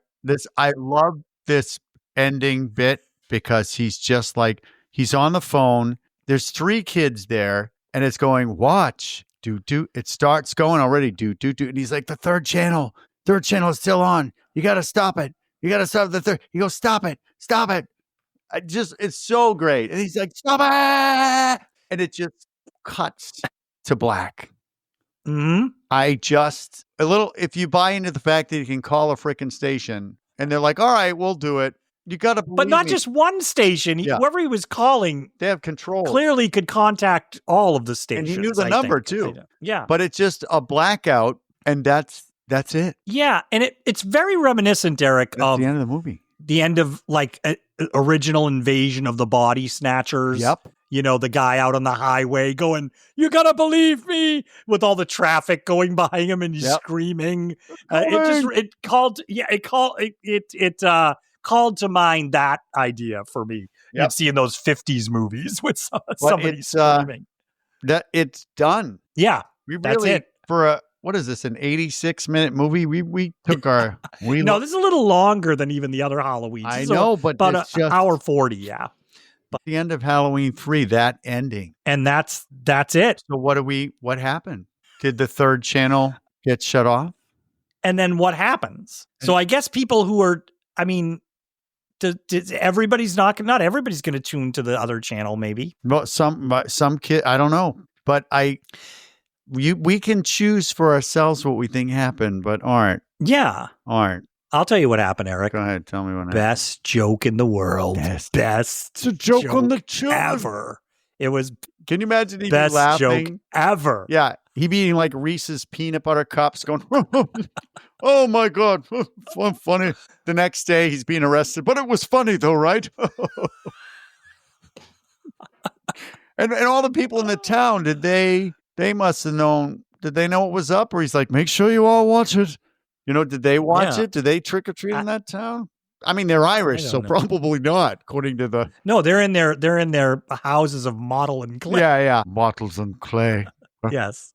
But so what do you think? We're supposed to think the word like the end of Invasion of the Body Snatchers, like I said, where it's all those trucks with all those I have to pods going out, right? I have to call out Dead Meat, which is something I watch a lot, where they do it's called the kill count, and they tally up all the kills in all your favorite horror movies. I'm James A. Janice. So one day they'll listen to us, Art. Hi, James. But he did this movie and he says, so at the end, the kill count is this. And he goes, or millions, yes, depending on, and I think it's either the novella or the screenplay. Mm-hmm. It says the screen goes black as the sounds of millions of children can be heard screaming. Oh, in the screenplay? It's either screenplay or the novella or something. Okay. So I'm just saying, Art. I don't think Dan's wife is going to be too happy with those masks. She's like, damn it, I should have given the dad's masks. Yeah, she's not. Oh my gosh. So yeah, that was it. And we should say that this movie did okay at the box office. It didn't do as well as the first 2 movies. No, because everybody's original Michael Mann. Yeah, but it was made, it made some money. Opened interestingly against Rambo, the first Rambo, First Blood. They opened on the same weekend as this. Rambo beat it. It eked out, I think it eked out E.T. too. But E.T. had been out. So think about it. This movie came out October like 22nd or something. Mm-hmm. E.T. is still in the theaters after having come out in Memorial Day. So it's still in there. How can you climbing up the box office? You can't compete with E.T. Come on. No, but I just love to think back on those times, Eric, where you're like, it's months later and people are pouring into the theaters still to see E.T. Like, it's amazing. But so it that kind of ended this chapter of the Halloween franchise, these first 3 movies that we've just covered, because he wouldn't come back for a little while. It would be a number of years before Halloween would come back. Yep. And then it's Halloween 4, the return of Michael Myers. Okay. Yeah. Yay. Yeah. But what? And we covered that. We covered the sequels, by the way, on our Halloween 2 podcast. Yeah. Eric ran down through the touched on it a little sequels. bit, yeah. We touched on that a little But bit. this is Halloween 3. It's its own movie. Forget own Michael movie. for now. Mike, Exactly. you're not involved Yeah. in this. So what did you think? If we approach this as its own movie, which I really tried to do, Eric. Did you like it? It was hard. It was hard because it has elements of Halloween all in it, which we talked about throughout. So it's kind of hard to sort of completely see it as its own thing, especially with the score and seeing Dick Warlock and hearing Laurie Strode and seeing a hospital corridors and seeing figures in shadow with just half their body. So that was hard to sort of keep that up for myself as like looking at this as its own movie. But I'm going to be really honest. If I'm looking at it as its own movie, I think it's trying to throw a lot of different things in here. Everything. I like the combination, the idea it has of how do we have the ancient horror with the modern technology. And I appreciate the ambition of trying to do that in this segment. But like I said, it also has that thing we sometimes see in these movies where it's a little bit of a detective story at the beginning. And I read, and yes, once again, the original screenwriter, they sort of let him go. They told him, we need more gore and scares. And he saw it more as a thriller. So they brought in, I guess, the director, Tommy Lee Wallace, kind of did some rewrites to up sort of the scare factor. And I can see the vestiges of that thriller detective story in there that I think it's just all confused to me in the beginning. I mentioned where I was at that halfway point where I'm like, I really need something to happen here. And you were right. It does. It does. We get that first mask kill. But up to there, I'm not particularly scared or freaked out by these suit guys. I'm not, I think they're weird and it's an interesting thing, but I wasn't as freaked out. But then the movie sort of kicks into another gear about halfway through where we get the first mass kill and we're going in. And I think near the end, as we're racing through to the end, and we get the Ellie sequence with where she's a robot suddenly, I started to think, I think this is where I wanted more of this movie. I wanted more stuff like this in it, where we're working in this idea rather than these strange suitless guys that keep popping up and doing things. We get to it earlier, and then, I don't know, having these pod people in here more. I just felt like I wanted more of that, and then suddenly the movie's over. So I liked some things in here. I liked the kills, and I liked the score, and I think the direction's competent, but I think the script is a little too all over the place that I felt myself wanting. I'm going to disappoint you here, Eric. I don't really think, unless you're watching it to sort of have fun with some of the stuff like we're having fun with, I don't know that I can recommend that people need to watch Halloween 3 Season of the Witch. That's where I come down. Huh.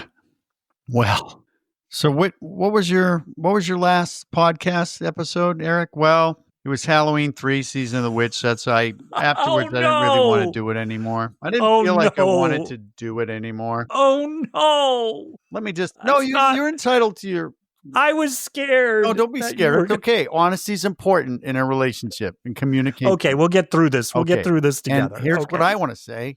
I want you to say, yes, you have the last word. You have the last word. If you are a lover of Halloween, the season, like I love Halloween. I love dressing up. I love movies that have Halloween time in it. This is it because it takes place during Halloween leading up to it. And you're getting costumes and stuff like that. And then Season of the Witch takes a bizarre turn. You're going, what is going on? And then all of a sudden you're like, this is what's going on.